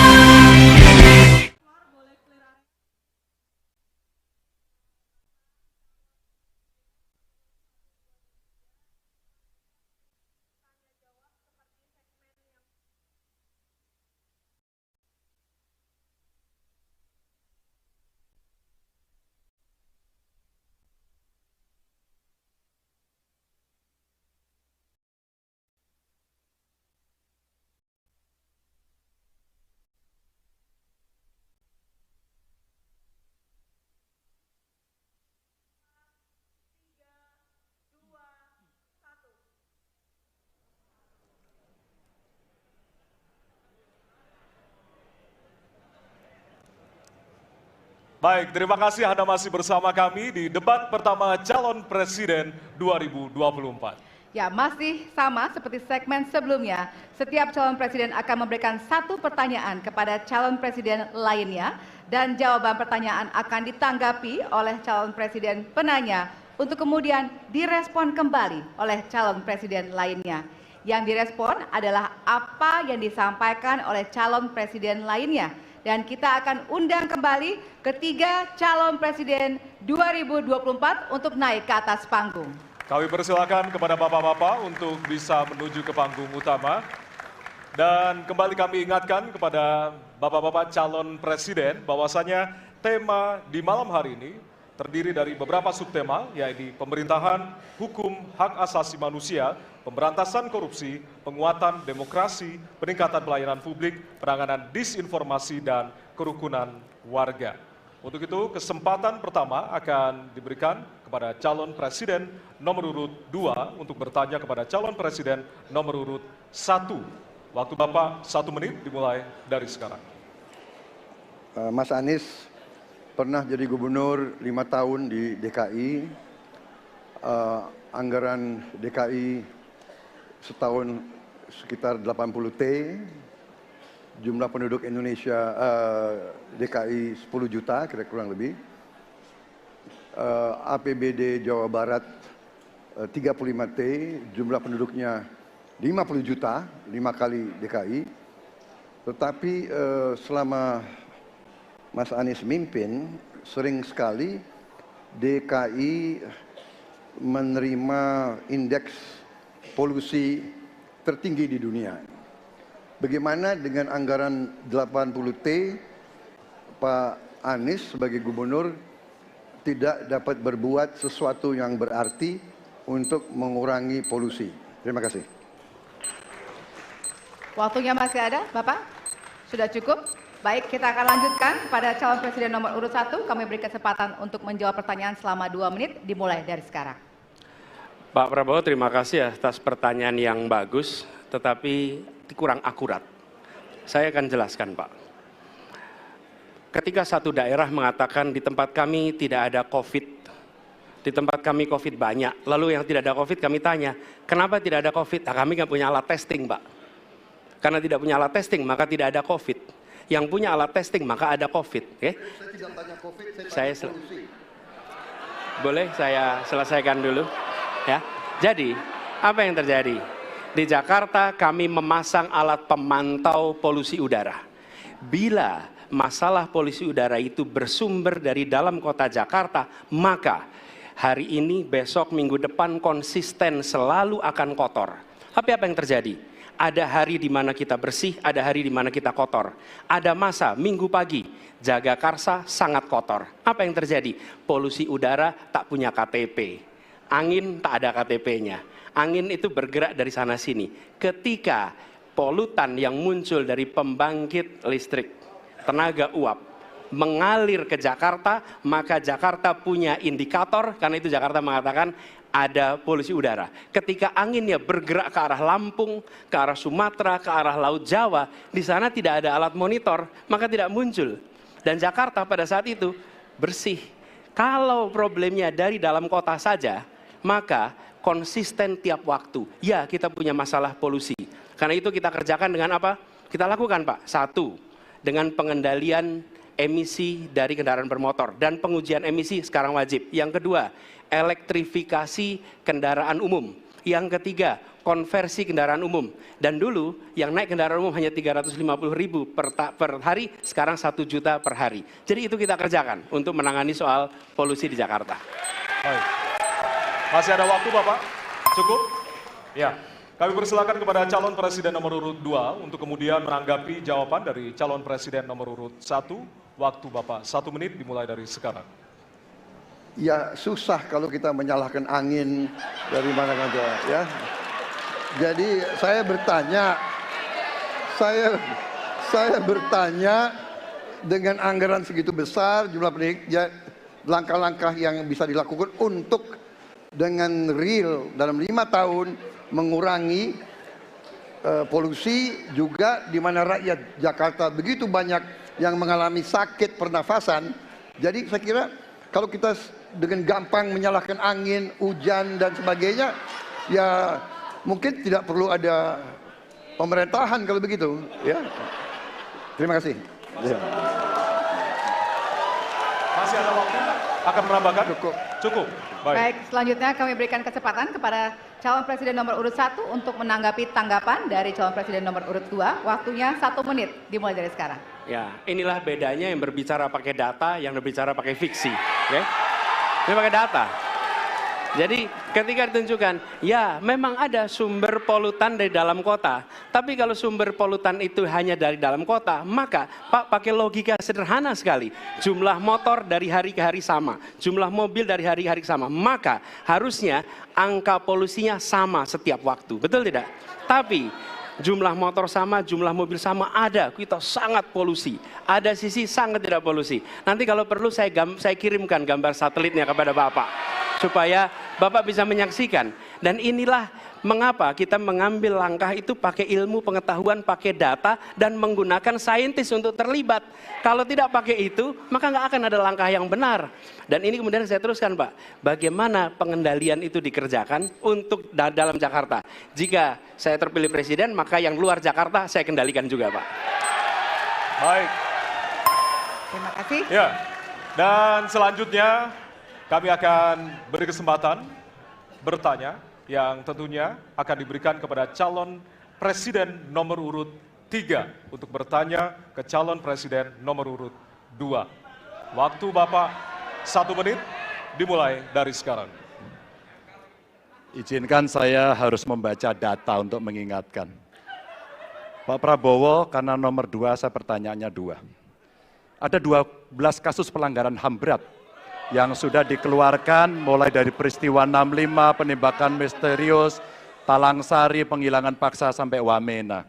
Dan saya ingatkan tahun 2009 DPR sudah mengeluarkan 4 rekomendasi pada saat itu kepada Presiden. 1, membentuk pengadilan HAM ad hoc. Yang kedua, menemukan 13 korban penghilangan paksa. Yang keempat, memberikan kompensasi dan pemulihan. Dan yang keempat, meratifikasi konvensi anti penghilangan paksa sebagai upaya pencegahan. Pertanyaan saja 2.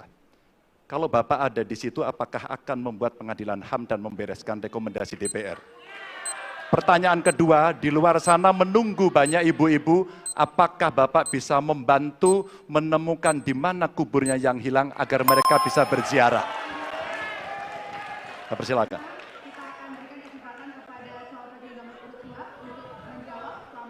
Waktunya dari sekarang. Pak Ganjar tadi justru Anda sebut tahun 2009 kan? Ya. Jadi sekian tahun yang lalu kan? Betul. Dan masalah ini ditangani justru oleh wakil presiden Anda. Ya. Ya. Jadi apalagi mau ditanya kepada saya? Saya sudah menjawab berkali-kali, ada rekam digitalnya. Saya sudah jawab berkali-kali. Tiap 5 tahun kalau polling saya naik, ditanya lagi soal itu.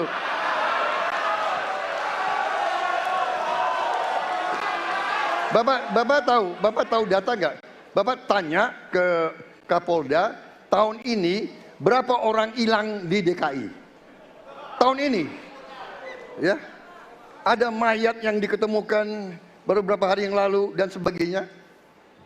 Come on, Mas Ganjar. Ya, jadi saya tadi katakan, saya merasa bahwa saya yang sangat keras membela hak asasi manusia. Nyatanya orang-orang yang dulu ditahan, tapol-tapol, yang katanya saya culik, sekarang ada di pihak saya membela saya, saudara sekalian.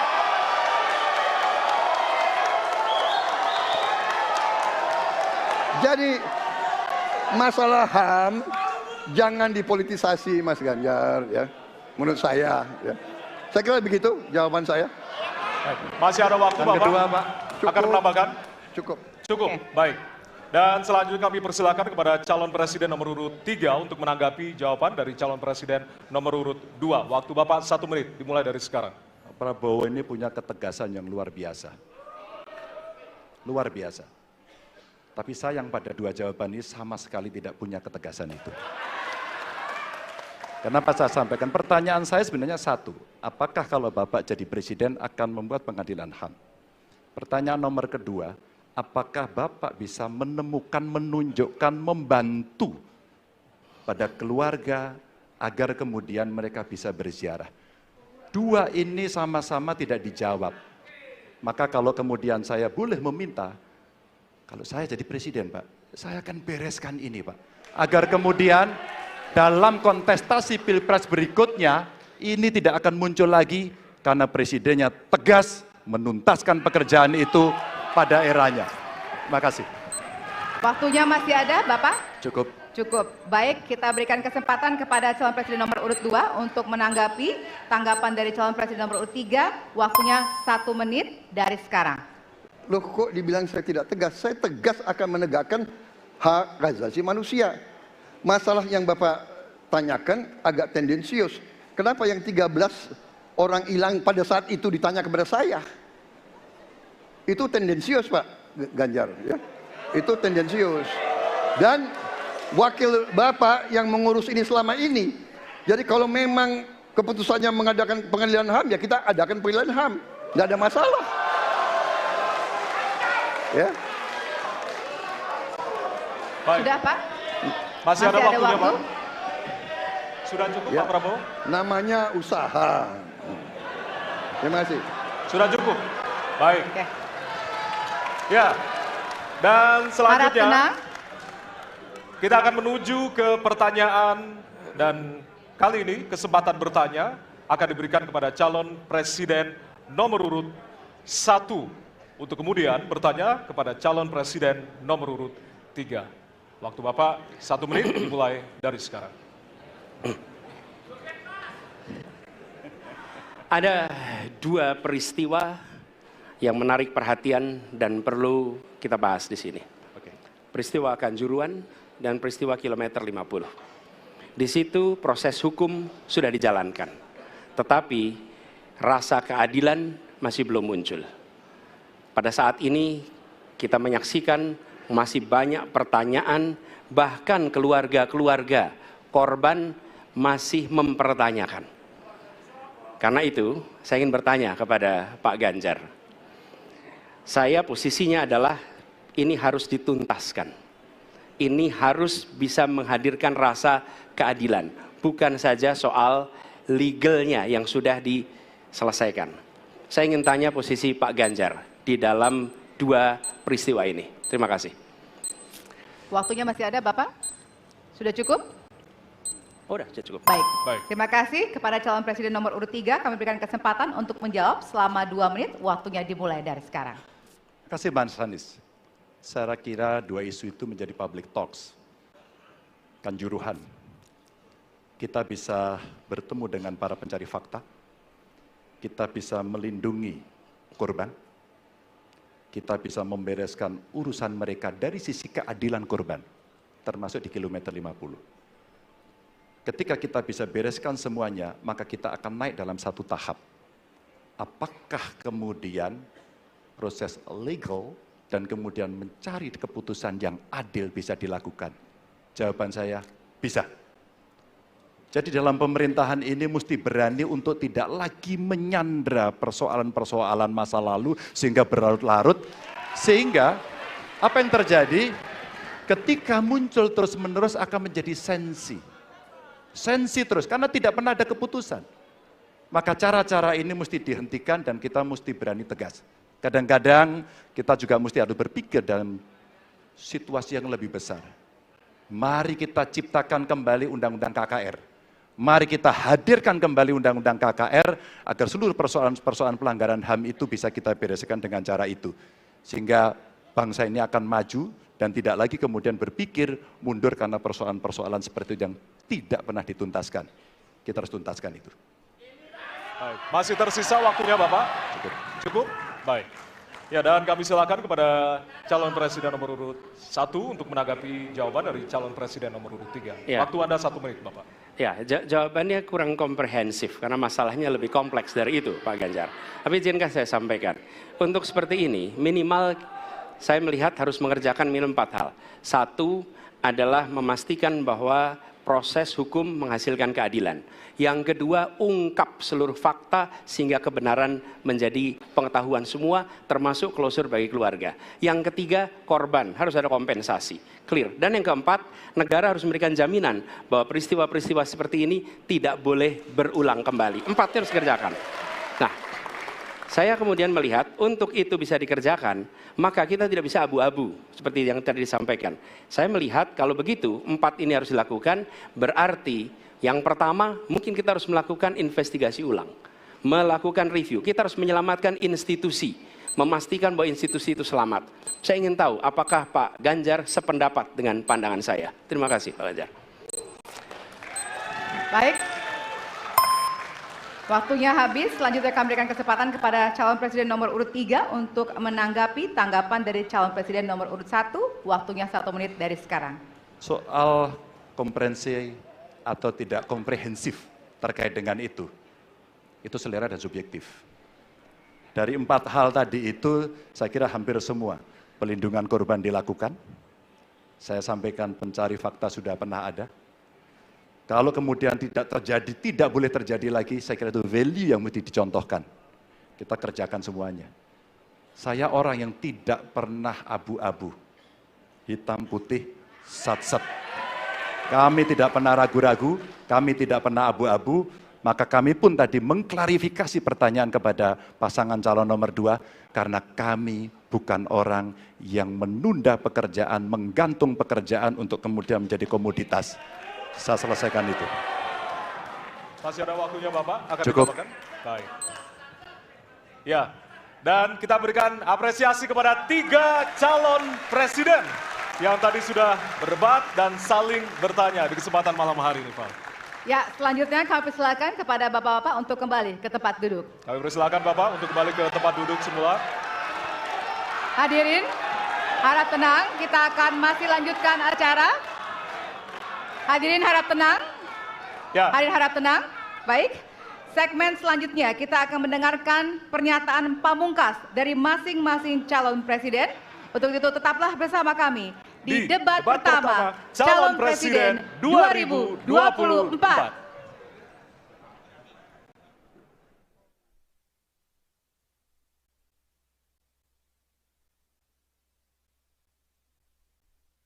Bahwasanya keyakinan tiap manusia bisa berbeda-beda. Perbedaan justru bisa menyatukan.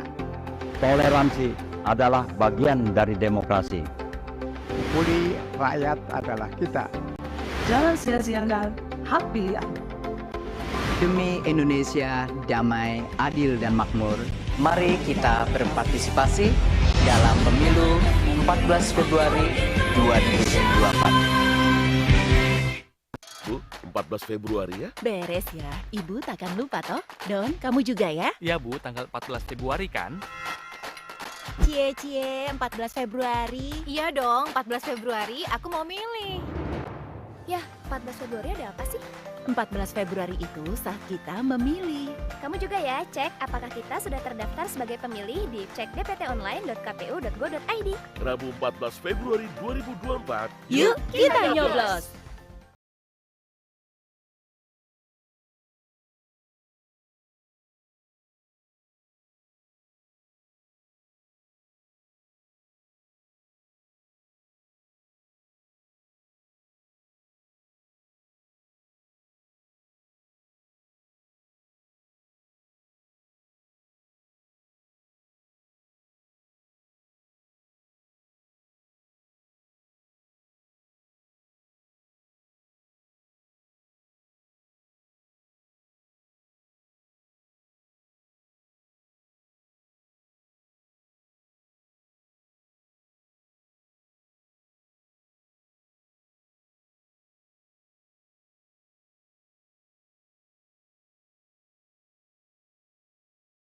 Golput ya.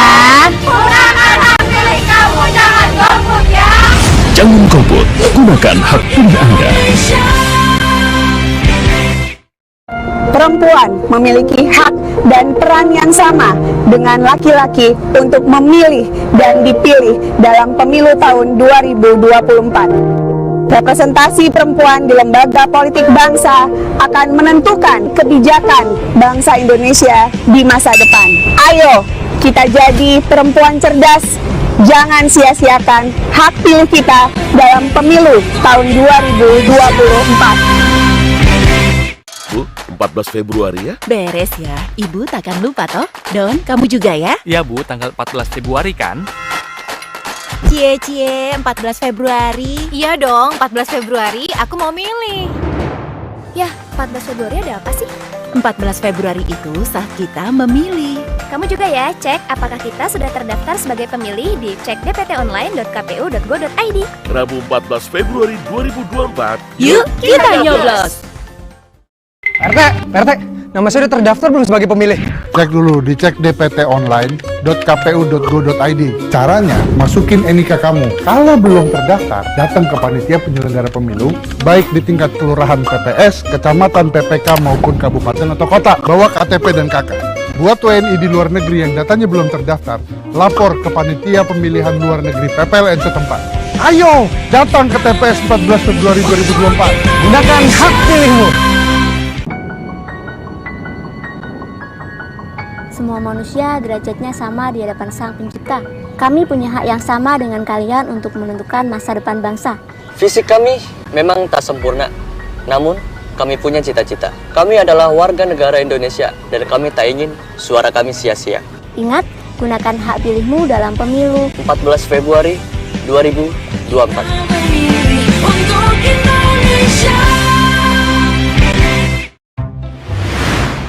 Pemilu 2024 kamu nyoblos siapa, Nat? Gak tahu deh, aku nyoblos apa enggak ya? Emang suara aku ada pengaruh gitu? Suara pemilih pemula kayak kita ini berpengaruh loh. Nah makanya kamu jangan sampai golput. Kita harus berpartisipasi dalam pemilu 2024. Generasi Z kayak kita ini menentukan masa depan bangsa. Anak muda membangun bangsa. Memilih gak keren. Kita memilih untuk Indonesia. Ya, sekarang kan Bapak udah jadi pensiunan.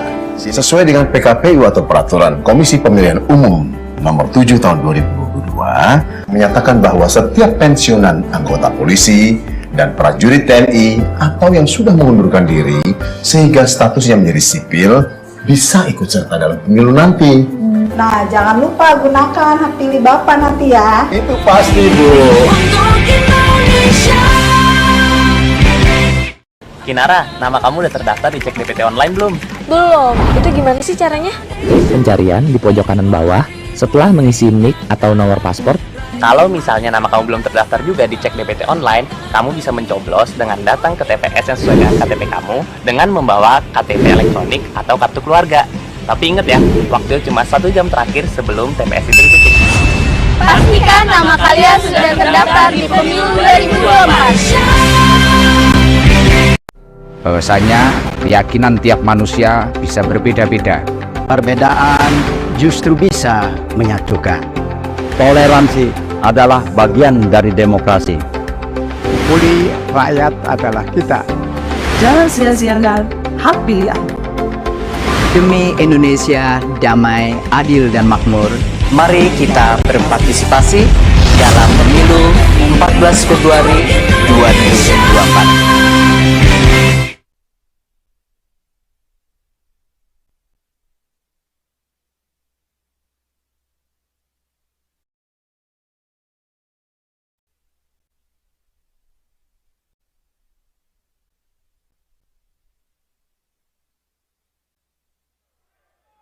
Kita ada di segmen terakhir dalam debat pertama calon presiden 2024.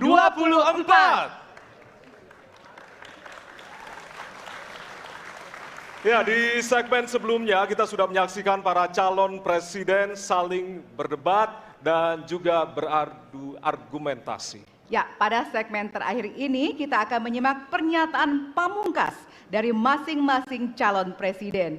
Kami mohon para calon presiden untuk maju ke panggung menyampaikan pesan penutupnya. Baik, kami persilakan kepada Bapak-Bapak calon presiden untuk kemudian merapat menuju ke panggung utama. Ya, dan untuk itu kami awali dari calon presiden nomor urut 1 kepada Bapak Anies Baswedan. Waktu Anda 2 menit, dimulai dari sekarang. Di sini. Silakan, Pak. Saya rasa kita sama, rakyat Indonesia, saya, kita semua. Bahwa kita menginginkan sebuah negeri di mana praktek korupsi diberantas hingga tuntas. Pemerintah memberikan pelayanan yang terbaik.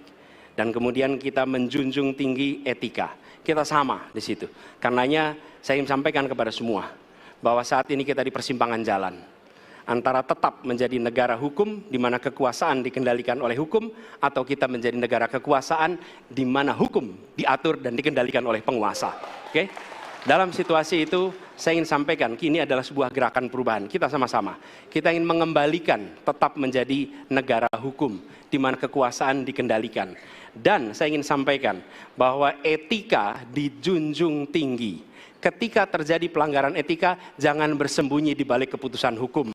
Justru kita harus mengatakan bahwa tugas dari pimpinan tertinggi memberi contoh. Bila ada pelanggaran etika, maka itu adalah mendasar. Bila tidak, maka ke bawah, ke seluruh rakyat, semua akan kompromi. Dan praktek orang dalam yang tadi saya sampaikan akan merusak sendi-sendi kehidupan bernegara kita. Rusak kita. Karena itulah penting sekali kita menjunjung tinggi etika. Dan itu dilakukan oleh siapa? Dari mulai calon presiden sudah diuji. Apa dia kompromi atau tidak pada etika. Oke? Lalu bagi anak-anak muda. Anak-anak muda, kita semua menyadari pemilu ini tentang masa depan. Anda pemilik masa depan. Saya yakin Anda akan memilih yang serius untuk jadi presiden. Bukan yang main-main untuk jadi presiden. Dan ketika kita berbicara tentang masa depan, maka saya ingin sampaikan kepada semua, kebebasan berpendapat akan dijamin. Kita tidak mengizinkan lagi situasi di mana orang takut. Maka itu saya sampaikan, Wakanda no more, Indonesia forever. Baik, waktu Anda habis, Bapak. Baik, selanjutnya kami persilakan calon presiden nomor urut 2, Bapak Prabowo Subianto untuk menyampaikan pernyataan penutup. Waktu Anda 2 menit dimulai dari sekarang. Terima kasih, saudara-saudara sekalian. Kita harus selalu ingat bahwa kemerdekaan ini didapatkan melalui proses yang sangat panjang, perjuangan yang sangat panjang, berganti-ganti negara-negara lain datang menindas kita, merampas kita, dan ini adalah hukum sejarah manusia. Yang kuat akan menindas yang lemah. Kita bersyukur kita sudah bangun suatu negara yang memiliki demokrasi dengan segala kekurangannya. Kita bersyukur semua pemimpin telah membantu menambahkan kemajuan kita. Kita ingin lebih maju, kita ingin lebih baik, kita ingin lebih adil, kita ingin hilangkan kemiskinan, dan kita ingin hilangkan korupsi. Kita negara yang sangat kaya, kekayaan kita luar biasa. Kami, Prabowo Gibran, Koalisi Indonesia Maju, siap melanjutkan fondasi yang sudah dibangun oleh pendahulu-pendahulu kita. Kita yakin Indonesia akan melompat menjadi negara hebat, negara maju, negara makmur, negara adil. Hanya dengan demikian, tetapi syaratnya kita harus rukun, kita harus bersatu, kita tidak boleh menghasut, memecah belah. Kita tidak boleh untuk kepentingan sesaat, untuk kepentingan jangka pendek, untuk kepentingan diri kita, kelompok kita, kita tidak boleh mengorbankan persatuan, kesatuan, kerukunan bangsa Indonesia. Hanya dengan kerukunan, hanya dengan kearifan, hanya dengan kebersihan jiwa, tidak dengan permainan kata-kata retorika, tapi sungguh cinta tanah air, Indonesia akan maju. Negara hebat. Terima kasih. Terima kasih. Baik. Ya. Dan yang terakhir kita akan menuju ke calon presiden nomor urut 3, Bapak Ganjar Pranowo. Waktu Anda 2 menit dimulai dari sekarang. Terima kasih. Ini panggilan sejarah buat Ganjar Mahfud. Ganjar seorang anak polisi berpangkat tidak tinggi, bertugas di kecamatan. Pak Mahfud, bapaknya pegawai kecamatan. Kalau kita berada pada momentum yang sama, kami dan Pak Mahfud ini adalah orang kecil yang kalau bapaknya rapat kira-kira anggota Forkompimcam. Kami hanya di level kecamatan. Kami telah terbiasa mencoba mendengarkan keluh kesah rakyat. Panggilan sejarah inilah yang kemudian coba kita klasifikasi dari seluruh persoalan yang muncul. Bagaimana kita memberikan afirmasi kepada kelompok rentan. Ada kelompok perempuan, penyandang disabilitas, anak-anak, termasuk manula. Mereka butuh perhatian yang lebih. Maka inilah cara kita membangun melibatkan mereka tanpa meninggalkan mereka. No one left behind. Yang kedua, bagaimana pemerintah betul-betul bisa melayani dengan memberikan teladan dari pemimpin tertinggi. Yang anti korupsi, yang menunjukkan integritas, yang menunjukkan layanan pemerintahan yang mudah, murah, cepat, sat-set. Kalau itu bisa kita lakukan, maka betapa bahagianya rakyat ini. Pemerintah ini ada. Yang ketika dikritik tidak baperan, yang ketika media menulis, mereka merasa ini vitamin buat dirinya. Bukan sedang merongrong, apalagi kemudian merasa terancam. Maka kalaulah kemudian demokratisasi ini bisa kita laksanakan dengan baik, sesuai dengan amanah reformasi, nggak ada lagi cerita Bu Sinta, nggak ada cerita Mas Butet, nggak ada cerita Melki, tidak ada itu. Karena dewasa kita dalam berdemokrasi. Maka dalam penghormatan terhadap HAM, mari kita konsisten antara pikiran, perkataan, dan perbuatan. Dan saya berdiri bersama korban untuk keadilan. Terima kasih. Mohon maaf kalau ada kata-kata saya yang kurang.